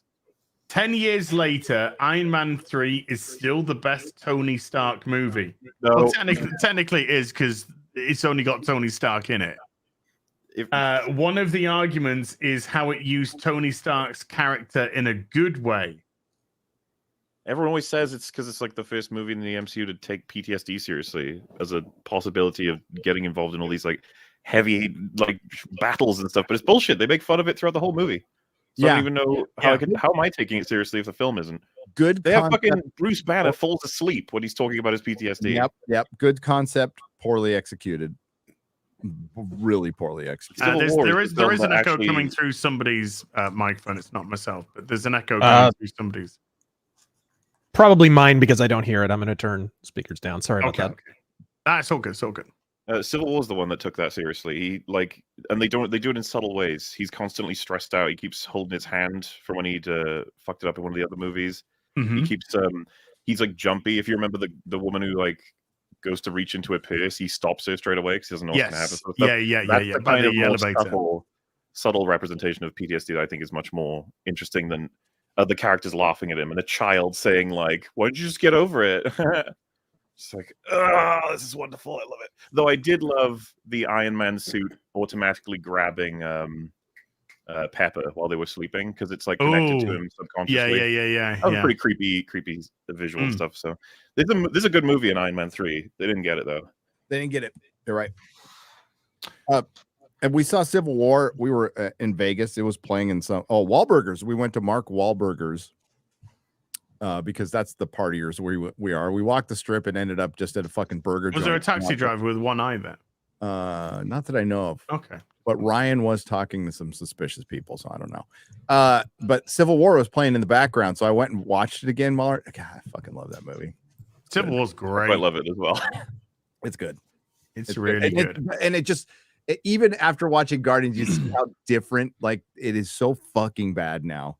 All you have to do is go watch some of the earlier stuff where they took it seriously and tried to have some fun.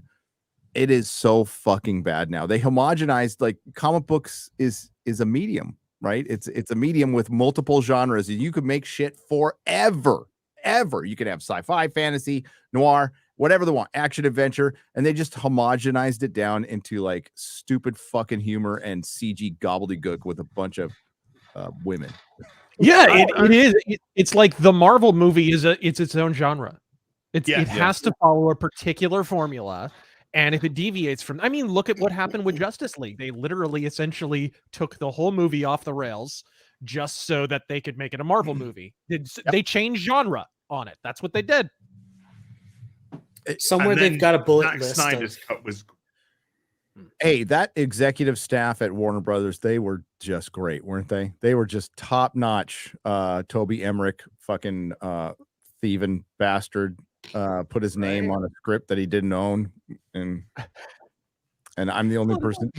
My friend's so mad at me for saying it out loud. Dude, it blows my brain clear out the back of my head that fucking DC is going to let this whole superhero trend go by. And they never found a way to, formulaically anyways, actually capitalize this whole fucking trend, and they didn't find a way. It's unbelievable. You had to try to fuck up that bad. Like, well, they based their whole formula on Dark Knight. Yeah, they never evolved out of that. You can't because Dark Knight is the end. Dark Knight is the Dark Knight. Well, Dark Knight Returns, because they tried to mix that in with, but that's still the end. And you know, Nolan's Dark Knight, that's what I was worried about. I remember when I watched the movie and I'm like, they're gonna make every fucking superhero movie like this. It worked for this movie. It will not work for fucking Superman. It won't work for anybody, maybe Green Arrow, but that's what they did. Yeah. Dude, every movie had to have dark in the title. Thor, Dark World. Fucking Little Mermaid. Look at what happened with oh my god. They need to have a Little Mermaid like standing in front of like a broken city or something like that. Like remember all the posters look like Inception for a while. They need to fucking do that. Like Oblivion, where just all these into darkness. It was so fucking retarded. Everything about dude. Look at what happened with Punisher Warzone, which is the greatest 80s action movie made in the 2000s. Fucking Punisher Warzone. They had this whole movie. It had this heavy metal kind of soundtrack going on. It was totally in your face 80s action was what it was going to be. And then The Dark Knight came out and they were like, oh, fuck, you can't do that. You got to change the whole soundtrack. They literally got a guy to ape Hans Zimmer to add a Dark Knight soundtrack on top of Punisher Warzone that it didn't fucking need. Dude, they were literally changing movies on the fly to be like Dark Knight. Fucking bad shit. Do you remember the wah phase? But everything had to have a wah. Sure. French horn fart. That's still going on, unfortunately. I wish it wasn't. And Hans Zimmer put out some really good soundtracks, like Black Rain. I'll still listen to that. Dude, amazing soundtrack, amazing. but it's all now he's just the boom guy. Yeah. Or the Amazing one note Spider-Man guy. 2, great soundtrack. Apart from when he does the soundtrack for Wonder Woman 1984, he's like, fuck it, let's just put some other people's music in. Hey, wait, hang on. I got an embarrassing picture to show. Share it. That's me. That's me and Ray Stevenson when he's Punisher Warzone. They did we did a whole promotional thing at my store. I'm a little pudgy and young right there. Got my cup of coffee. Look at that with my Punisher shirt. He was fucking cool as hell. We had a fucking line down the block. That was a good time, man. He was a fantastic Punisher. He was seriously great. a really good Punisher. Doesn't get enough credit. I know John Bernthal's like the apotheosis now, and he did a great job in Daredevil, no question. But Ray Stevenson had that kind of. He looked like what you would imagine an actual dedicated vigilante would be. He wouldn't be like hitting the gym constantly. He wouldn't have time. He's fucking obsessed, right? He's totally nuts. His dark circles around his eyes. He looks pissed off and sad all the time. Like this guy's fucked up. Good fucking movie. Well, you know they've changed the Punisher logo in the comics now because the other one's bad. they're actually changing his name, and he's going to be called the Lecturer. Oh, He's going to go around. He's going to sit you down, and you're going to get a talking to. dude, they punch a guy's face like in Punisher Warzone. It's he just collapsed a dude's face. He punches through the guy's fucking head. face. It's so good. I've seen this movie. It's good. Oh, you haven't seen it? It's kind of grindhouse-ish. It tries to get super violent, and like there's some great kills in it. Like it has the best kills. The guy gets what happens? The guy gets ground up in a trash compactor filled with glass. Yes. Fucking gets dumped in it and fucking just ground to shit. And that's the supervillain's origin story, by the way. And it's directed by amazing. And it's directed by a German woman. Yes. Yeah, she had never directed a superhero thing, had no desire to. What's her name? Like Lee Alexander, something like that. She just comes on and she's like, oh shit. And she read a few of the comics and she was like, oh, I see what we got to do here. This is Death Wish. Fuck this. Okay. We're just going to do Death Wish 3. That's just what we're going to do. Yeah. So she went totally ham. And it's objectively like one of the best comic adaptations just because she so clearly recognized what the comics were drawing from. Yep. So does he just like Lexi let Alexander. somebody steal a handbag and then just gets a gun out and then blasts him in the back and then walks off? I saw the Tom Jane Punisher movie. How does everyone feel about that? I like the Tom Jane one. I think it's good. I think Yeah. it's fine. Yeah. I like It's all the good. Punisher movies. I do. I like the Dolph Lundgren one. It's stupid, but I like it for its time. I think they're all, Punisher. he's a terrible Punisher, but Don't punish me. I like it. I Oh, own it. dude, the Punisher 89 is great. It's got some great lines, like where Yeah. Louis Gossett Jr. is like, fucking, what do you call 200 murders in 4 months? He's like, a work in progress. Dude, brilliant movie. I fucking love the 80s. I do. The I Tom love Jane one- it. Tom Jane isn't bad. He's not bad as the Punisher, but Warzone's better. Warzone is better. I've not seen Warzone. I've seen Warzone. I'm not. Oh, seen you it. gotta see Warzone, dude. Bro, It's it's great. He has a rocket launcher. They make so the parkour trend was happening when this movie Oh. came out. Yep. And I guess the director fucking hated it, the stupid parkour shit. So they put a scene where there's these parkour fucking thugs who are doing front flips and shit off of buildings, and one of them flips between the buildings, and mid fucking flip, a rocket flies out of nowhere and fucking blows him the fuck up mid flip, and then you cut to just Punisher standing there with a goddamn rocket launcher. Oh my god! You'll watch this fucking movie, man. So good. Even fucking Casino Royale had some parkour shit at the beginning, didn't it? Yeah, it did. And Parkour. Microchip, I still think is the best version of Microchip. Microchip is fucking Dennis Nedry. It's Newman, fucking Dennis Knight or Wayne Knight, that guy. That's the one. Yeah. Mikey Gustler again. What's the worst recent Twitter take? Andrew Tate saying he's not watching Star Wars is what got him to be a multimillionaire, or George R.R. Martin's comment on the writers' strike movement? Well, that tweet by Andrew Tate was pretty hilarious, actually, because it's just like, I don't watch dork movies. This is where I am because of it. And he's there on these private jet, and he's been given champagne and sexy donuts, and then he's listening to fucking Sam fucking Smith singing the opening theme to Spectre. I'm just like, fuck. So you're watching bad movies with fucking shit singers. I'll take my Lego, dude. What Star Wars? I don't watch Star Wars, and here's where I'm. What jail? What the fuck are you talking listening about? to Sam Smith? Fuck, you're fucked. I've never had a Is that Romanian. because you were in jail? Is that why you're listening? I've never had a Romanian sex slave, not one. People say I'm missing out. I've had a couple. They're good. They're good. Maybe I'm missing out, but you keep your Romanian sex slave. I'll be a multi-thousandaire. You're missing out, motherfucker. Yeah, I'm a multi-thousand of bit. We've even got like accounts of people being like, I've seen Star Wars and I'm a multi-millionaire, so explain that, Andrew. George Lucas just says, I made Star Wars and I'm a billionaire. Yeah, So funny.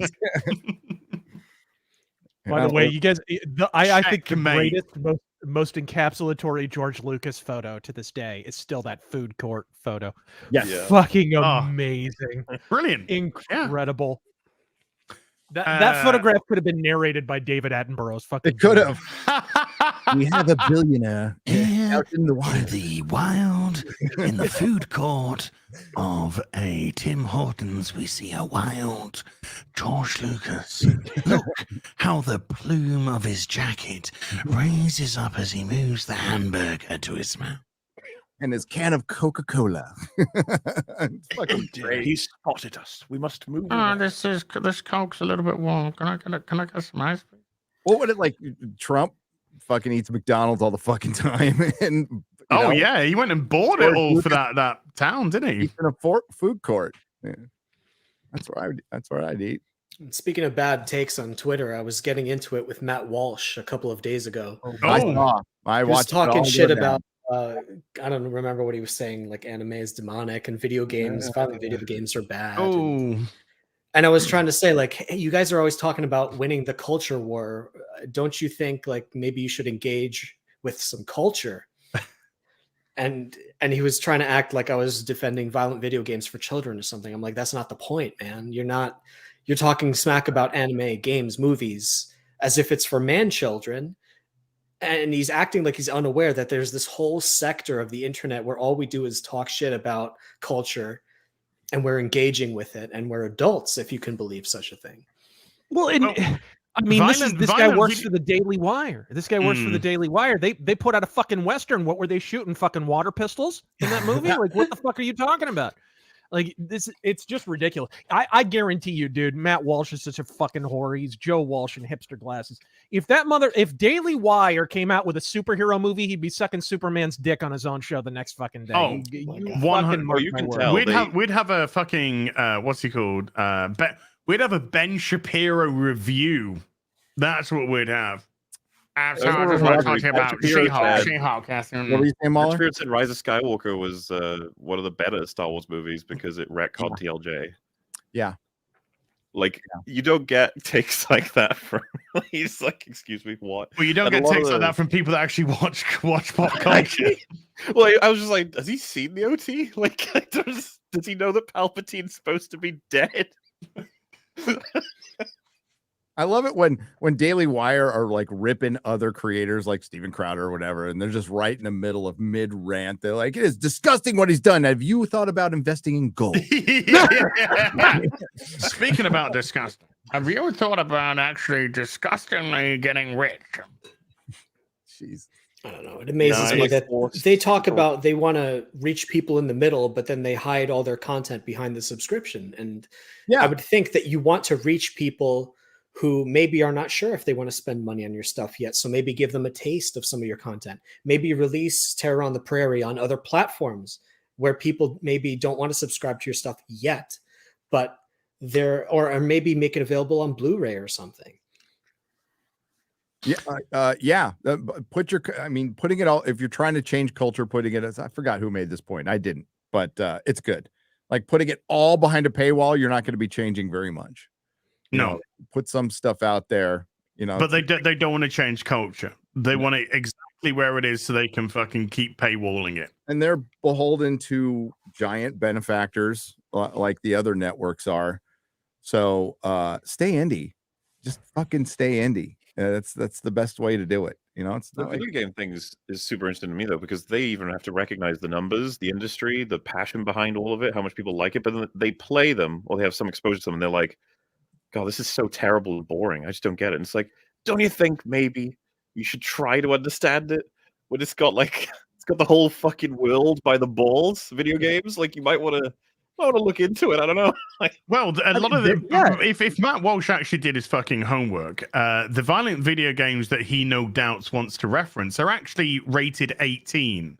So if he wants to have a go at anyone, try having a go at the fucking parents that allow their children to buy the games and play them, because that's where it starts and ends.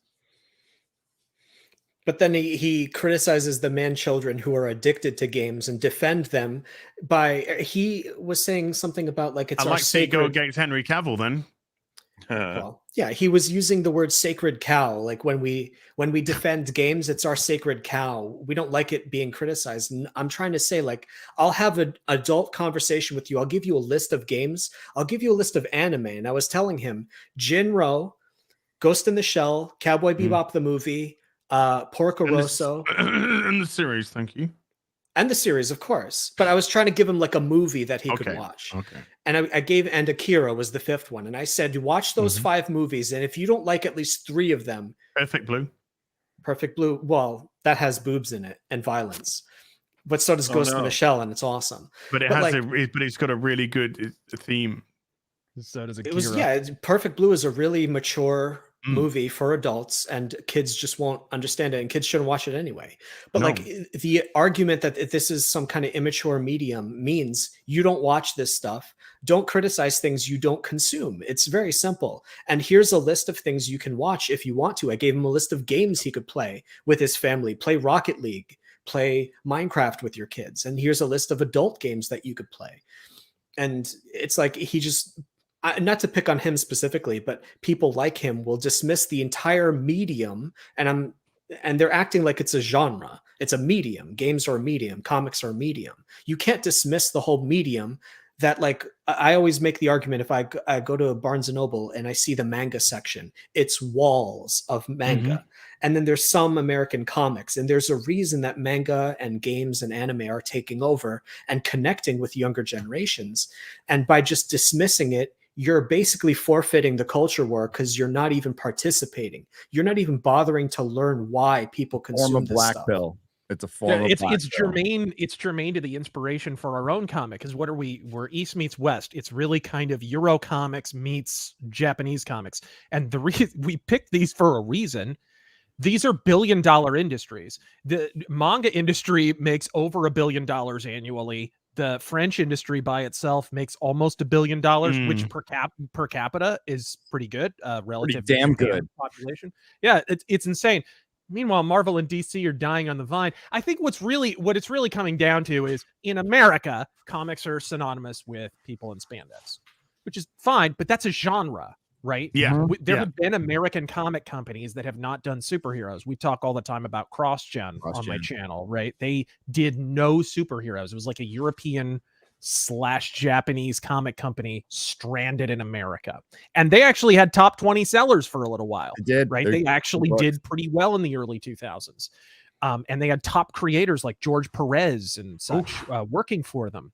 But when you have no frame of reference, you're not going to know that. You're not going to know, for example, that Hayao Miyazaki and Mobius had a joint exhibition at the Louvre in fucking Paris, right? Like, these are considered adult forms of entertainment everywhere in the world except here, basically, because they're called part comics. of the problem is video games as a category is viewed similarly to maybe like jungle gyms, where it's like not at all for adults, and it's like, no, you need to view it the same way as movies. It's the exact, so broad.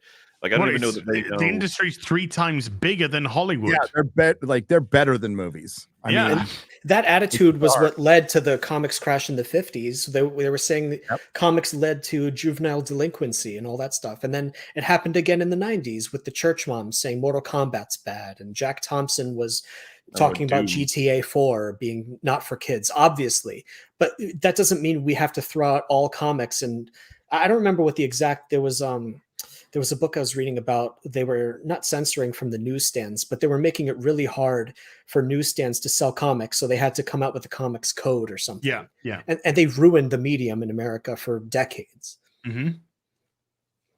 Yeah, and then it took until Stan Lee refused to. He was doing like an anti-drug issue, actually, of Spider-Man, and just because it referenced drugs, even though it was an anti-drug comic, he couldn't print it with the comics code. And so Stan Lee was like, well, fuck it. I just won't.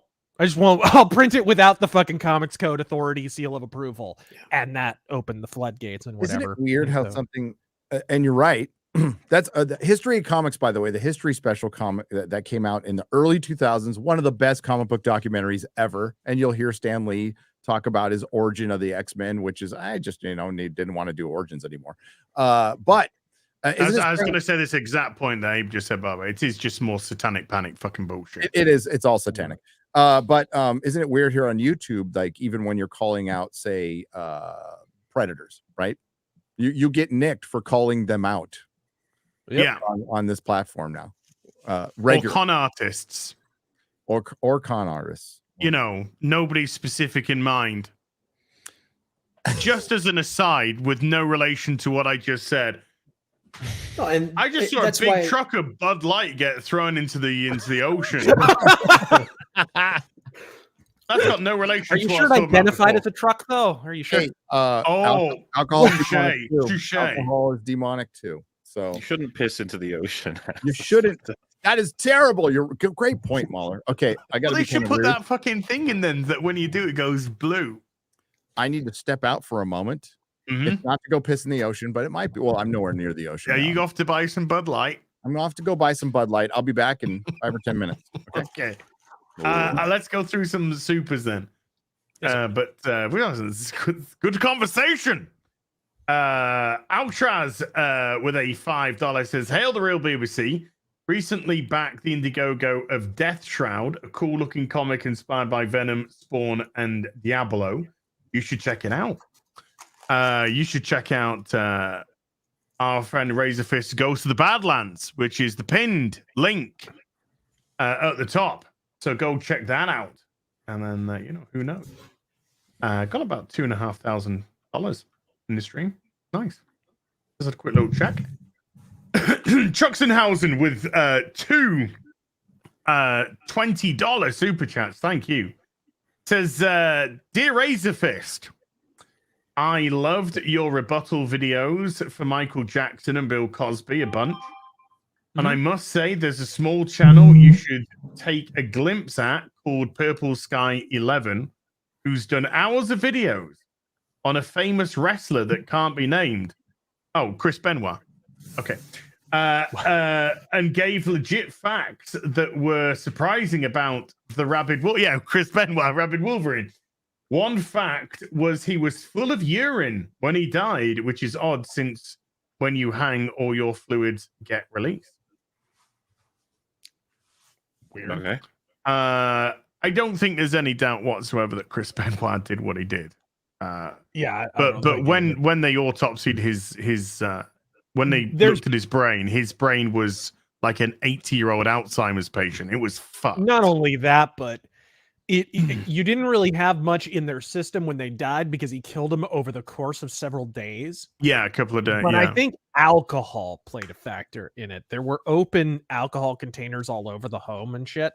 I think they had been drinking and gotten a fucking... There had been a domestic abuse thing. Like she had left for a while. Was gonna divorce. I mean, there was a whole thing. He threw her into a wall at one point. It was a thing. So I've never... There's been that conspiracy theory for years that it was Kevin Sullivan showed up out of nowhere. The wrestler Kevin Sullivan showed up and fucking murdered him. All the carrots.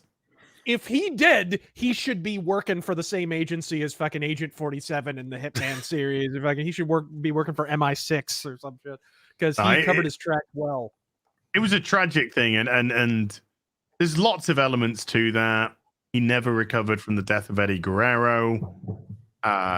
He was. I don't think it had anything to do with roid rage per se, but his usage of roids was insane. Alcohol, as mentioned, the brain damage, the CTE that he had. It was all playing into each other, and there was multiple domestic abuse. Yeah, I'm almost certain she probably told him that she wanted a divorce, and that was the inciting event. I'm almost certain because she was kind of there were bags packed, and she had almost left before, and I'm almost certain that's what kicked it off. But again, it's all speculation. It's just a terrible situation, regardless. Yeah, it's just a horrible, horrible thing that happened because he was a fucking amazing wrestler. Yeah. Full Metal Vash has been a bard for 2 years. Thank you. Marksman at 117B with a couple of super chats for $7 says, first of all, Hail RazorFist, can't wait for your book. Godspeed. And then he says, I recommend the Spanish animated film Unicorn Wars. Teddy bears lead a genocidal holy war to wipe out unicorns and return to paradise. I like it already. Yeah. I've heard that recommended on so many different streams. I know. Yes, yeah. I think by Mark's been on everyone. Yeah. Scott McKenzie's been a bard for 8 months. Irish Not Sane's been a witcher for 12 months, for a year. Thank you. Jens Anderson of the Turai with a 20 Swedish says, I wanted to send a super chat. Good news is you just did. Max Relax has been a sorcerer for 23 months. Says, hey, Laz, I heard rumors you might be covering Eurovision. Please make it so. This Saturday, I will be doing a live Eurovision Song Contest stream. I might be breaking my alcohol valve for it. I don't know yet. But they are an opportunity just to get shit-faced and have a laugh. Gary's Wizard's Beard has been a bard for 2 months, and 25 maybe with a $5 says, as Mauler, 300 plus hour stream for Tears of the Kingdom. When? Cheers, lads. Tears of the Kingdom. Oh, Zelda. That's the Zelda. I saw a great little I keep forgetting that's what it's called. It's not a bad title, but I keep forgetting that's the title of it. Yeah, I did. I had to quickly just copy and paste it in to like Tears of the. Oh yes, the Zelda one. I saw a great little spoof article saying, latest Zelda game, not looking good from a critical standpoint, as 11-year-old boy calls it, pretty gay.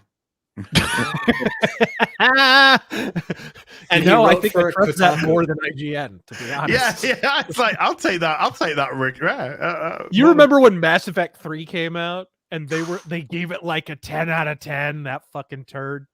And on the page that had the review, if you scrolled past the top of the page, it was a full, like, this unfurled Mass Effect 3 animated ad came out, and on the margins was all a Mass Effect 3 thing. On the bottom of the page was enter the Mass Effect 3 contest. Wow.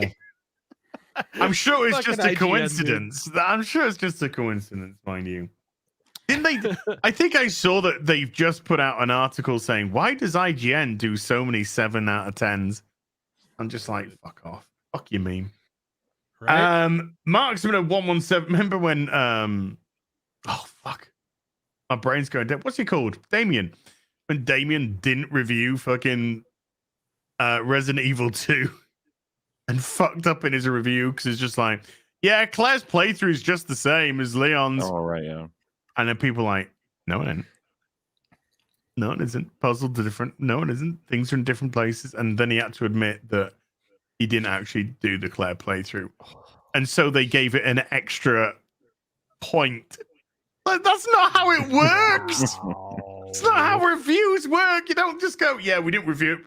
We didn't do that bit, so we'll just give it an extra point. There are some reviews where they, I think the developers caught some reviewers. It's like, we saw your achievement list. We saw that you only played for 2 hours and you gave us a full review. I don't remember what the games were. Which I could understand if you have I could understand if you have multiple accounts, right? Like, I'm primarily a PC gamer, but I'll play the 360 version for a few hours to see if there's any difference. Okay, like, you know what I mean? But yeah, but we all know that's not the situation with these fucking people. We saw the Cuphead tutorial videos. Right. That was. Remember the Dean Takahashi Doom one? Was it Doom Eternal? Yes, I can't remember. Doom, yeah. Oof. Man, you know, how can you be allowed to review games when you don't even know how to play? Did you see the G4? Oh, whoopsies. They don't even review them. Well, they hire some random guy in Indonesia to review it, and then they kind of voice over it with some guy from San Francisco. Well, the Doom one was ripped, wasn't it? It was ripped from another guy's channel. Wasn't it the person who played it, the person who recorded it, the person who wrote the script, the person who reads the script are all different. They've never met each other. Oh, but you mean the plagiarist guy that was I don't remember what channel that was. There was a guy that was ripping some other Polygon, YouTubers. wasn't it? Was it Polygon? Yeah. I think it's Polygon. Yeah, they outsource all their reviews, and who knows? No, I think it was IGN actually. They had some guy who was ripping a YouTuber's stuff off, word for word almost. Yes. Yeah. Jesus Christ. Was it IGN? Oh, it's IGN. It's IGN. Okay. And then he Now went off to this do is- his own channel. Yeah, the same IGN luck. who I remember back in the day for PS2 gave God Hand a 3 out of 10, if I remember. Do you remember that from way back when? PS2. It was like, did you guys play God Hand? No. Oh my god! It was right after Resident Evil 4 first came out, and I forget the Good guy's days. name. They were doing a bunch of sort of experimental games. And God Hand is Resident Evil 4 with only melee combat. So Wow. if you enjoyed shooting guys in the knee and then suplexing them, it's a whole game of that. God that Hand is around the amazing. same time that was Capcom, right? And that was that around the same time they did that game for GameCube that I played. It was the weirdest, most vapid but strangely addictive game. Product number 3. Yes, It was like the that same was kind of idea. around that time. That, There was that was the in that Capcom same 5. wave of games. Yes, they were doing a bunch of experimental stuff. This was right before they went and became Clover, if I remember, which turned into Platinum. So they were making a bunch of really experimental games that kind of didn't have good production quality. So God Hand looks like ass, but it plays. It's so much fun. And Okami was around the same time. It was part of that same project. But yeah, before they became Platinum and did Bayonetta, Vanquish, and all that stuff, they were experimenting still at Capcom, and then they all left. This was the same time when Mighty Number 9. No, before Mighty Number 9 became a thing, and crowdfunding and all that stuff. But yeah, IGN gave a really good, fun game a 3 out of 10, and they never got over that. Yeah. IGN, bless him. Magnum Norse with a $10. The gayer Dan Vask gets, the most subs he gets. Which Bon Jovi song is Gary gonna sing? That's the secret. That's the secret. Grimnack, but we've got it all worked out. Grimnack has been a bard for 10 months. Travis's World's been a sorcerer. Just joined as a sorcerer. Thank you. Just Bumping Off has been a sorcerer for 3 months. It says, why was it Gary's fault you were late? It wasn't. It was Mauler's. What? Racism. Grimnack with a $5 says, have any of you gentlemen played Stardew Valley? No, I'm heterosexual. Right. So what I like are your Stardew Valley. Exactly. How dare you, Az? Exactly. Proven. There you go. All right. Well, no, it's actually a really good family game. That's one of the things I would have recommended for the Matt Walsh types, where you could play for 100 hours and pass the controller between everybody, and it's really fun. Like if you like Harvest Moon and that sort of Yeah, thing. I was gonna say Harvest Moon is a great family game for just anybody. I've had girlfriends way into Harvest Moon. You know what I mean? Like your girl get into Harvest Moon or Animal Crossing or whatever. That's fine. Give her that. Play She could go do it in a fucking corner somewhere, and I'll go Yeah. off and play Resident Evil 4. Well, that's fair. I mean, I play all kinds of games, and I can endorse Stardew Valley as a gamer. I can assure you it's fun if you can look past slightly woke stuff. If you can ignore that, it's a very addictive and fun game. Isn't that just the localization though? I think it was made by one person here in the States. Oh, Stardew never Valley. mind. Never mind. No, but I would say like it's a great Switch game. Like you just play casually, relax. But I can also kick anyone's ass in Street Fighter, so don't test my gamer cred. I don't think you could beat DSP at Street Fighter. I'll take that challenge. He came fourth at Evo back in 2000. Okay, I can't beat That's him. where I met him. Actually, I was at that I tournament. know, I way. started out doing Street Fighter tournaments Nice. back in the day. Are you which playing is where 6? What's up? You're gonna play 6? No, I hate it. I hate what it looks like. 5 and 6. Street Fighter shook me off when it got so slow.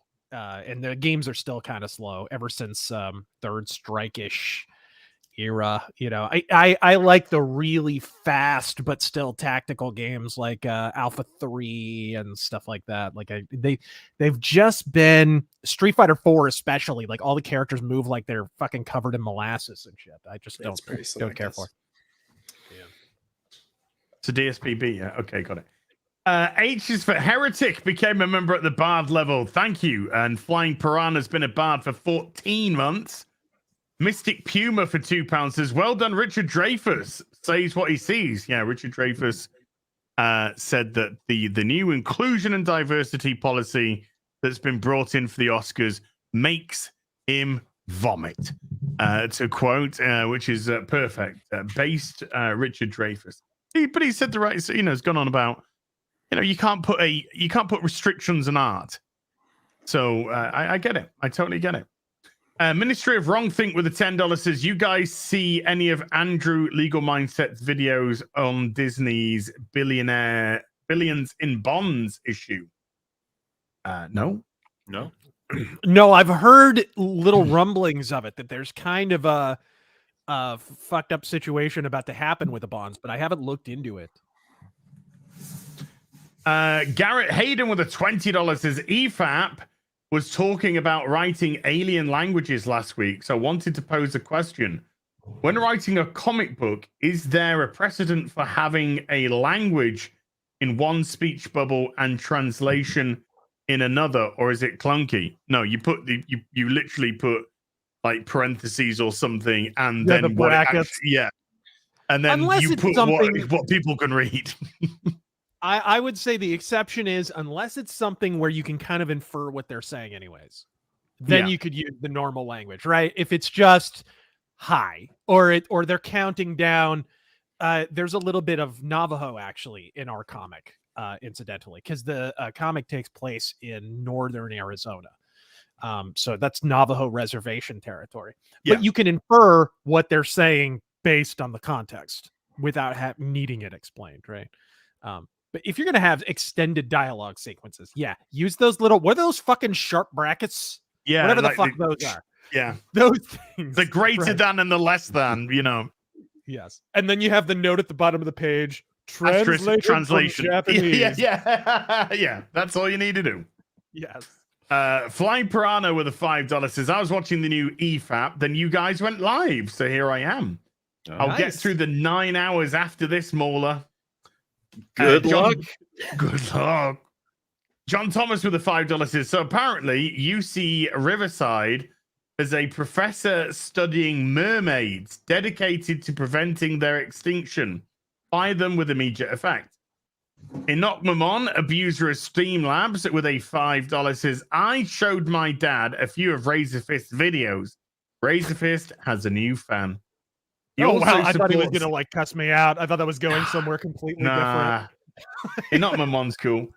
I still go back and watch the film The Archives all the way through once every... I have so I have like 3 of those written and I just haven't recorded them.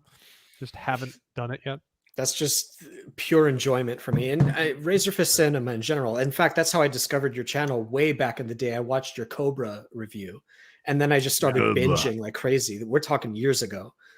Yeah. And just your essays, man, are so well researched and it's clear you're a huge fan of this stuff.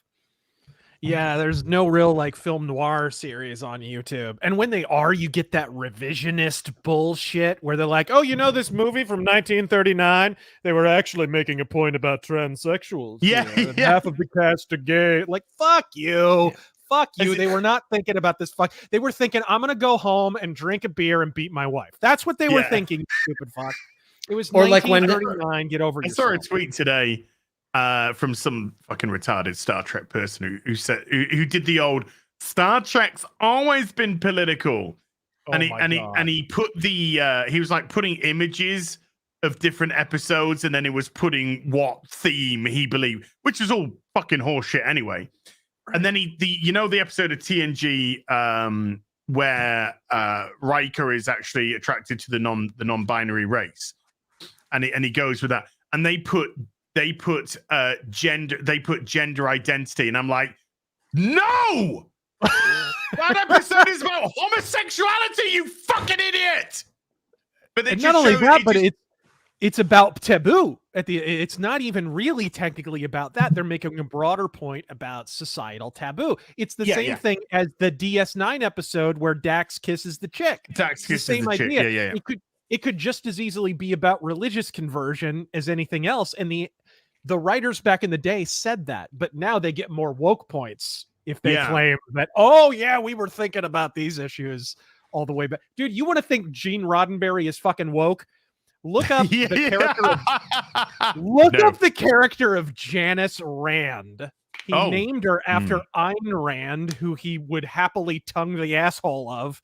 He named a fucking space station Rand Station, and all the people living there Randites or some shit like that. Like, the dude was fucking, he worshipped objectivism. Go watch Have Gun Will Travel. Like, Gene Roddenberry didn't just materialize from thin air to fucking write Star Trek. He wrote Westerns. He wrote Westerns that dealt with the perils of gun control and fucking the evils of large government and shit. Like, oh, come on, dude. You got to actually look into Gene Roddenberry. This was not I think he was left of center politically in a lot of ways, but this Star Trek is communist shit is total nonsense. Well, apparently the drumhead's about fascism now. So right, it's not unlike when there was a trend of H.P. Lovecraft conversions when it became Creative Commons or something, and they would do huge essays about how great his stuff is, but also now we have to take a 5-minute break to explain why he was racist. And now let's get back to the product I'm pushing. Yes. Now do Karl Marx, bitch. Yeah, I'm right. Yeah, he's really inclusive. Carl's mom. Katrina VR with a $2 says, how much less did it do compared to No Way Home? Guardians? A lot. I'll tell you. Hang on. This is about 110 million. Domestic weekend. About 70, 80 million. 253 million. So 253 minus 118 is 135 million behind No Way Home. And No Way Home was during COVID. What? Yeah, it was COVID. COVID was keeping everybody away from the movie theaters. It wasn't shitty movies. It was COVID. I think we just found the racist in the group.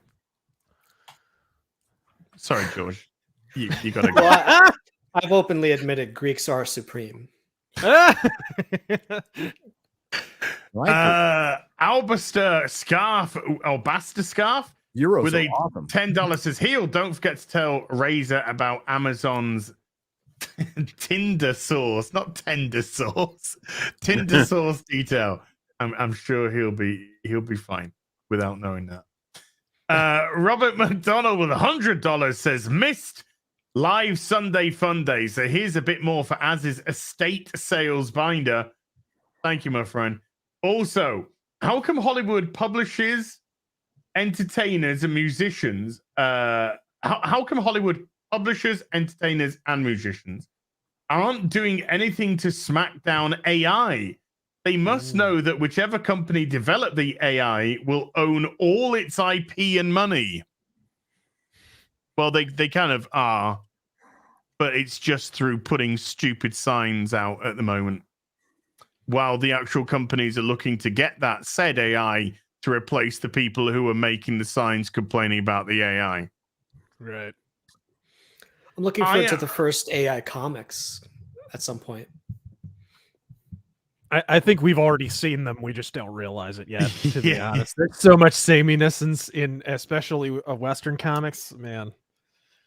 They eat a page of hitting people. They sit down and talk about their feelings eating again. The end. Marvel. That's just Marvel.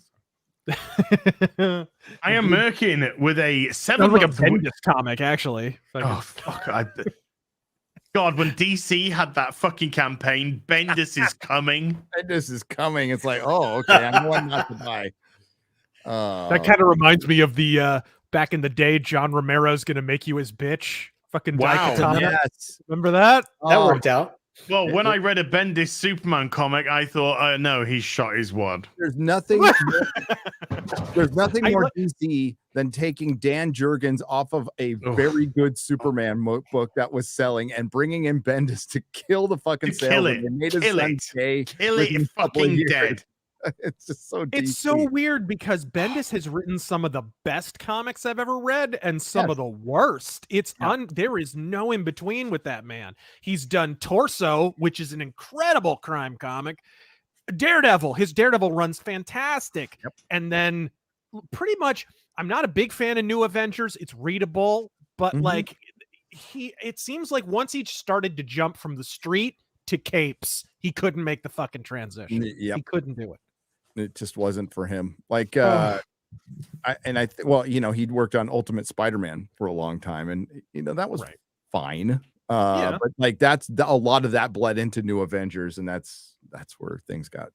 I liked it at first, and then it ended up with Marvel Now. That's where it just set up everything for Marvel Now. But you just, I mean, from a DC guy, you just put it perfectly because Jurgen's got me back into Superman. Got me loving Superman again. And then Bendis just killed that fucking Stone Cold dead. Within the first issue, the first fucking issue, you're like, oh, give me. You know, people, that's the dumbest thing is nihilists can't write fucking Superman. No, they can't. You have to have some idea of what a hero is. No, it doesn't. Yeah. What did that say? Sorry. He said, have you seen the other Guardians films? They all have songs which come virtually every scene. No, they don't. No, they don't. This one was obnoxiously full of songs. I will. Okay, so I've watched, I don't know if Mahler did, but I did watch 1 and 2 before I did my review. 2 is a lot like 3. 2 is a lot like 3. There's a lot of problems with 2. So there's problems with another 2. hot take. I love 1. I think 2 is pretty good, and then 3 is terrible.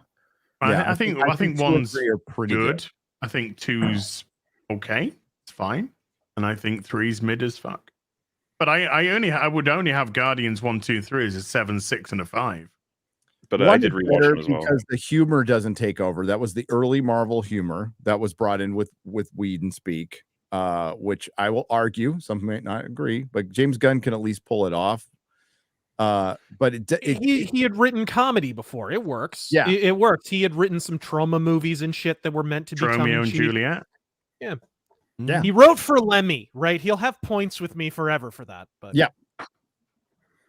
So, but 1's way better than the next 2. Sure. You're right. Right, we're going to smash through a few more supers, and then we're going to have a quick replug of RazorFist, and then we've got to get out of Dodge before. So we've got about 15 minutes to do all that. So get out of Dodge? Is that a Western metaphor? Yeah, that's a little bit of a Thought I'd keep it in theme. We're trying to help out this little YouTuber named A Critical Drinker, right? Yeah, we don't want to.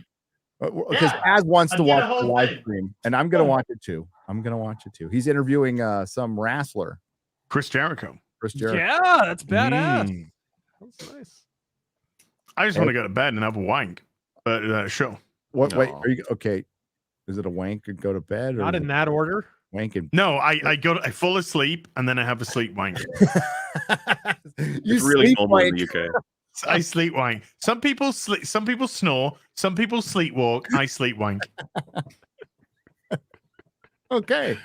Which could get really embarrassing if you have relatives over. What am I doing? You were sleep wanking again. Oh, that's what it was. It was sleep wanking.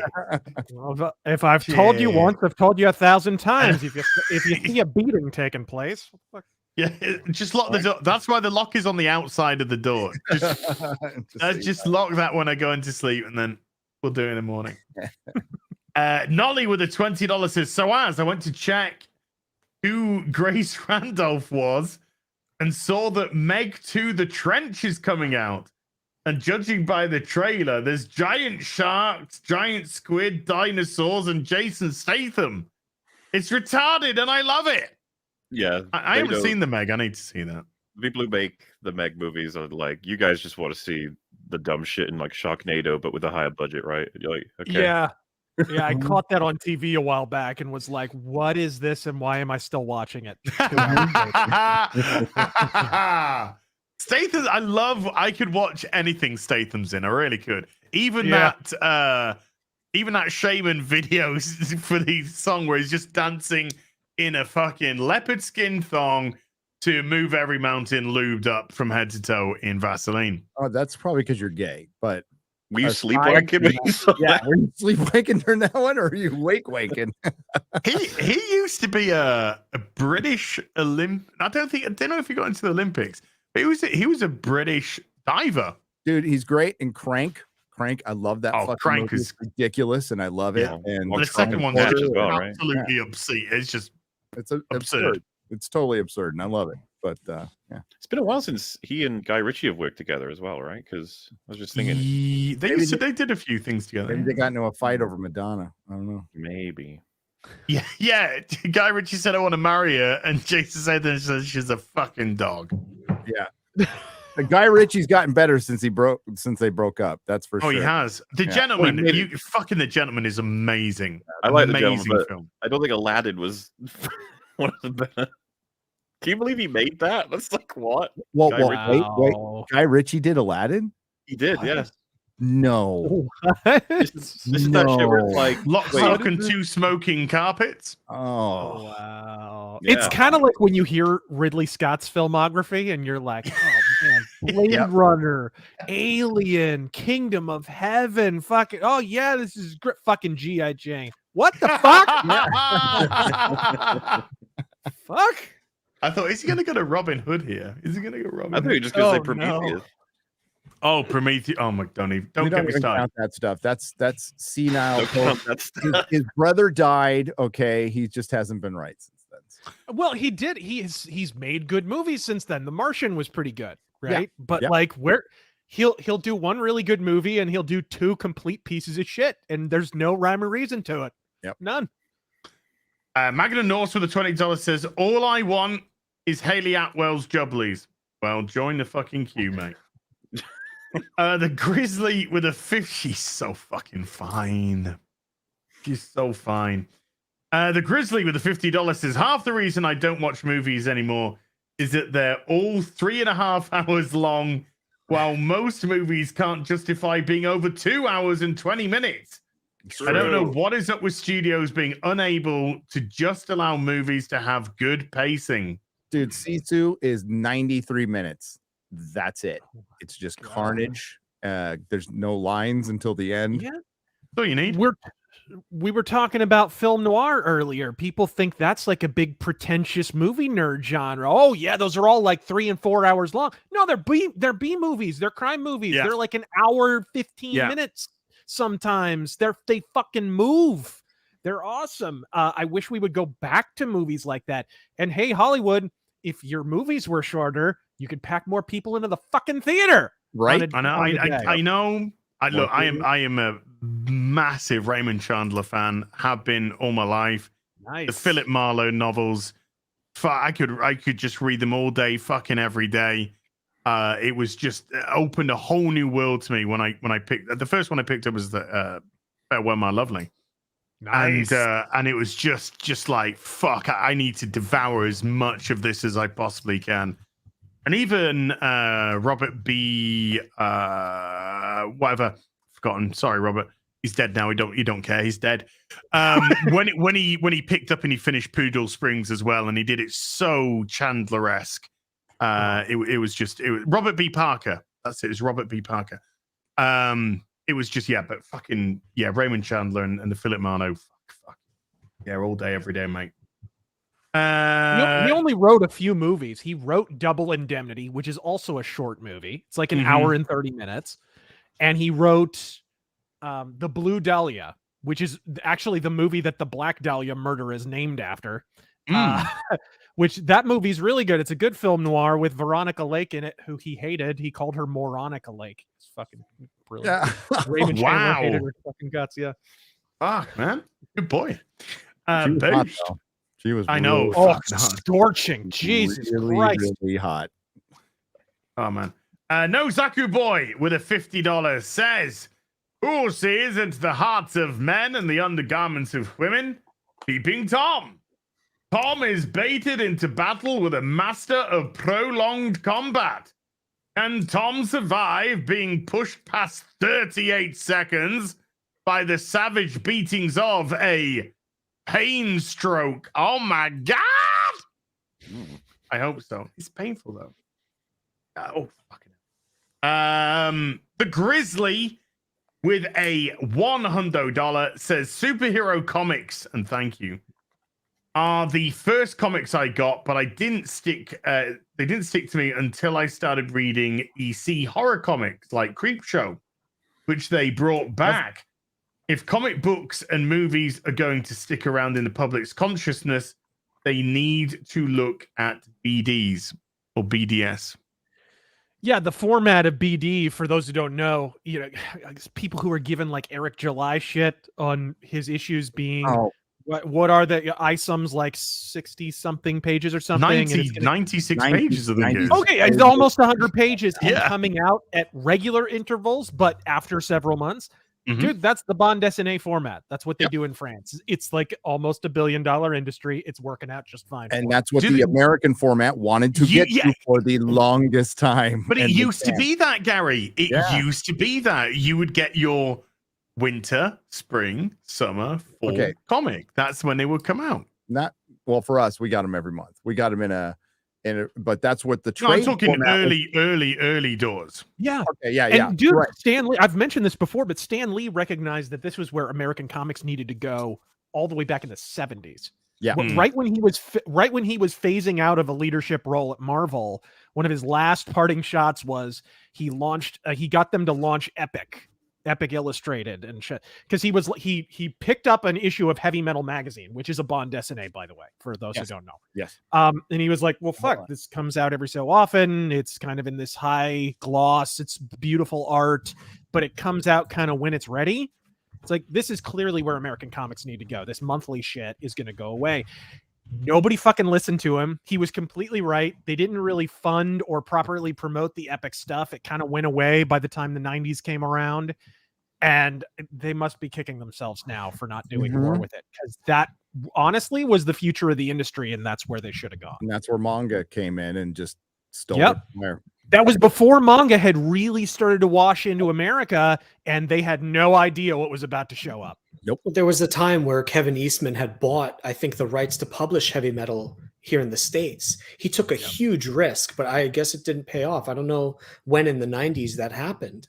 But in the 90s, when he took over, it kind of took a different direction. The comic did. It stopped featuring as many European artists, and it kind of got, I don't know, low rent. It almost got like pornish a little bit. Whereas there were titties in the early Heavy Metal stuff, but it was like, there's titties in every European comic. They're European, okay? You can't fucking explain this.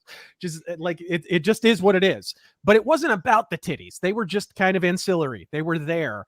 It kind of got low rentish in the 90s under Kevin Eastman. Not completely his fault, but just the pool of creators wasn't as good, I think, was the problem. I lost interest in it right around then. Yeah. And then Grant Morrison took it over, and fucking forget it. Yeah.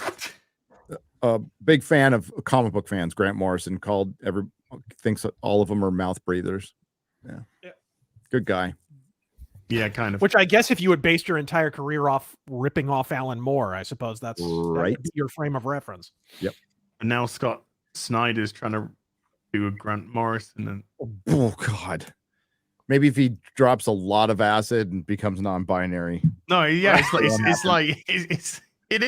just like if you're ultra sort of safe normie decided to try and emulate a fucking completely sparked out LSD, and you get Scott Snyder's current stuff.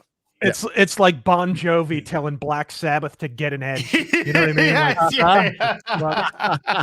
And fuck Bon Jovi. Ian So Forth gifted 10 memberships to the stream. Ian, thank you so much indeed, dude. Just trying to grab a couple more. Let's just grab Luis Sevat. I'm so fucking sorry. For a $20, says man dies from lead poisoning. Lead was delivered via his Glock. Jason Gallagher. I those are words I've heard him say. Oh, okay. Sal Ron with a $20 says Kelly Art Jones still rocks, and yes, it in well does. And we'll grab one more. Ferret on the Rocks for a $5 says I met Jason Statham on the set of The Mechanic. I liked The Mechanic. I enjoyed it. Not as great good as the guy. Bronson movie, but Oh, yeah, fair. Okay. Much nicer than Aaron Eckhart did Bronson get a sequel, though, The Mechanic 2. that's true. Much nicer than Aaron Eckhart, who I met on the set of Battle LA. I don't know. Oh, that's weird. I always thought Aaron Eckhart would be a sound guy. Yeah, it seems like a chill dude. Yeah. Before he gets too fucking old, they need to make a Silent Hill 2 movie, and he needs to play James. Oh, Jason, Garth said it right around the time he was making The Boys.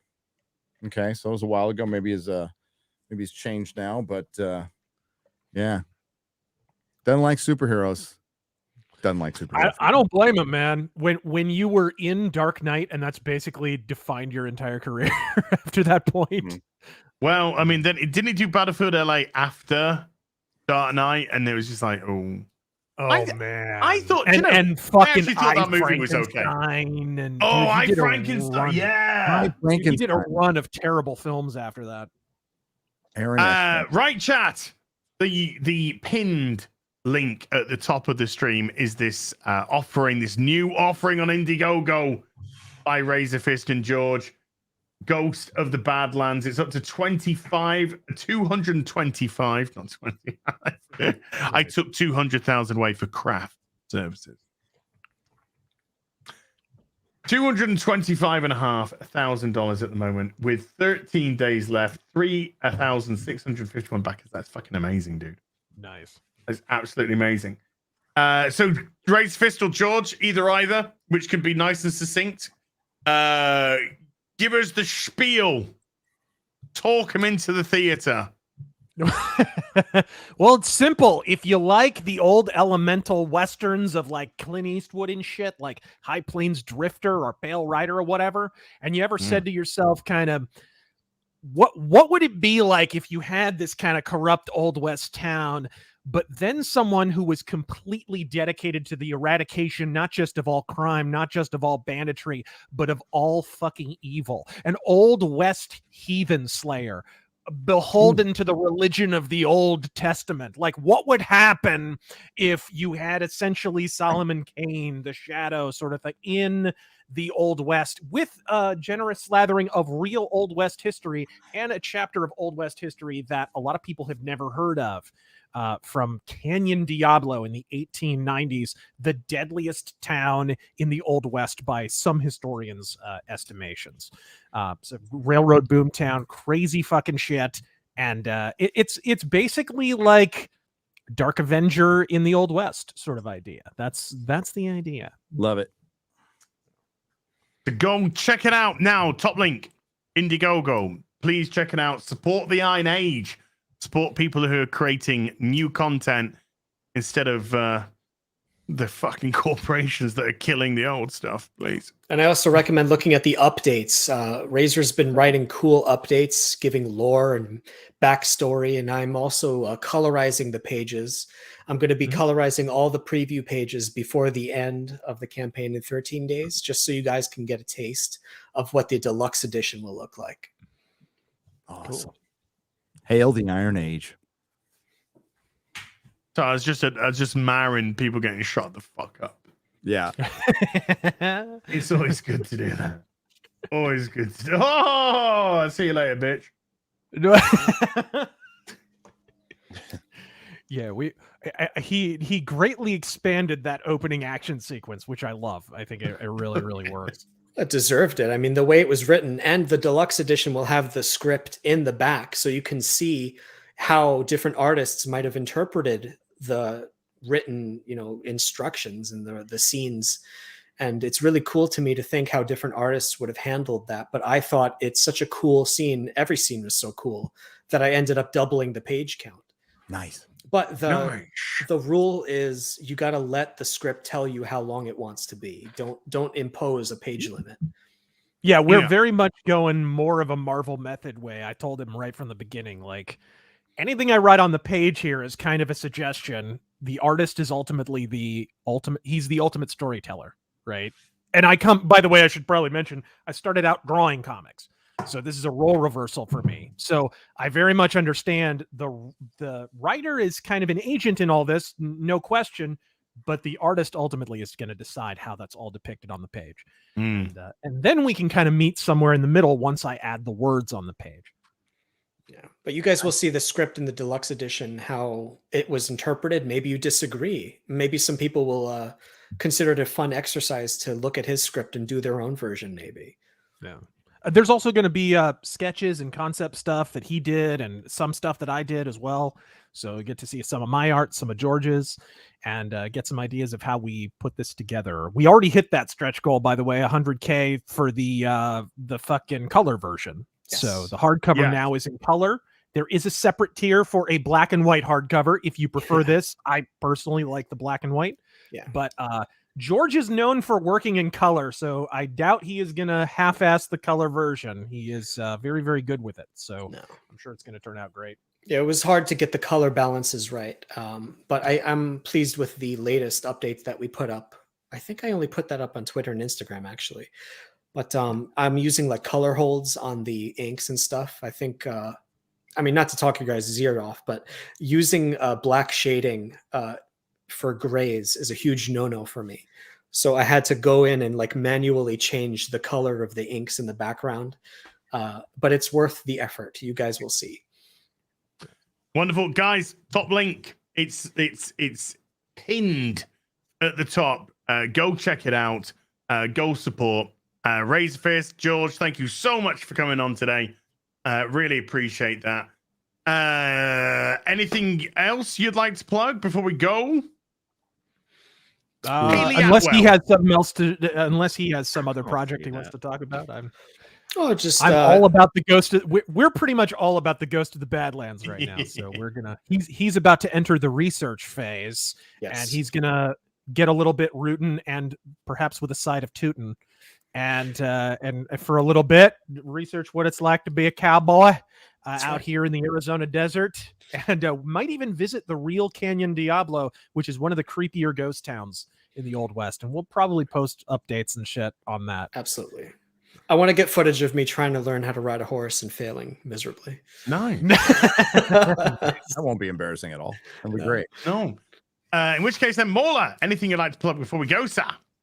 You know what? No, it's all good. I'd rather focus on the old Ghost of the Badlands. That shit looks cool and get hype, I think. I'm doing my part.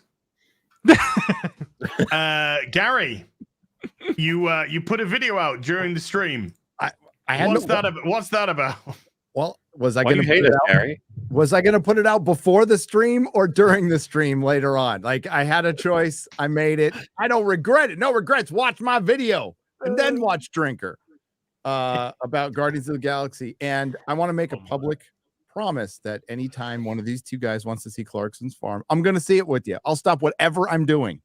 I don't care if I'm hanging out with my kids. I'll stop what I'm doing and watch it with you. You have my commitment. I'll watch it again. I know you're mad at me. I'm not mad. Is it kind of? It kind of sounds like an English Yellowstone a little bit, sort of. No. It's a reality. It's literally about a farm that Clarkson owns. It's a reality show. Yeah. It's a reality show. Okay, honestly, it's the best show I've seen in like a couple of years. Just because amazing. It points out the I thought it was scripted. Gotcha. No, reality shows. You know, it would probably come in, a show like that would probably come in pretty handy for Amazon during a writer's strike. And they almost didn't do a second season. They canceled it after season 3 because it was too good as well. You're fired when your contract runs out in 2025. And then hopefully things will pass by and we can renew it quietly. Yeah. In which case, then, Thursday at 6 p.m. on this channel, Hot Toys with George, and I think Robert's joining us this week. We shall see. We'll see. He is. You know, he's meant to be. The show was meant to be on his fucking channel last week, and he forgot. So you know, please go support RazorFist and George. Pinned link in the description at the top, right at the top of this chat. Get to that link. And right now, go over to the Drinkers channel, Critical Drinkers channel, because he's doing an interview with Chris Jericho, wrestling legend and Fozzy frontman. And yes, I do have Judas on my gym list. Everyone's got fucking Judas on their playlist. So don't worry about that. And thank you very much indeed for watching. Mods, thank you so much indeed for your hard work. Super chatters, if you didn't get your super chat read out in this stream, don't panic. It means I'll be doing a super chat square up on Sunday. So we'll be having an afternoon tea with Az this Sunday as well. Until then, you take care, everyone. Bye for now. Boy. Cheers.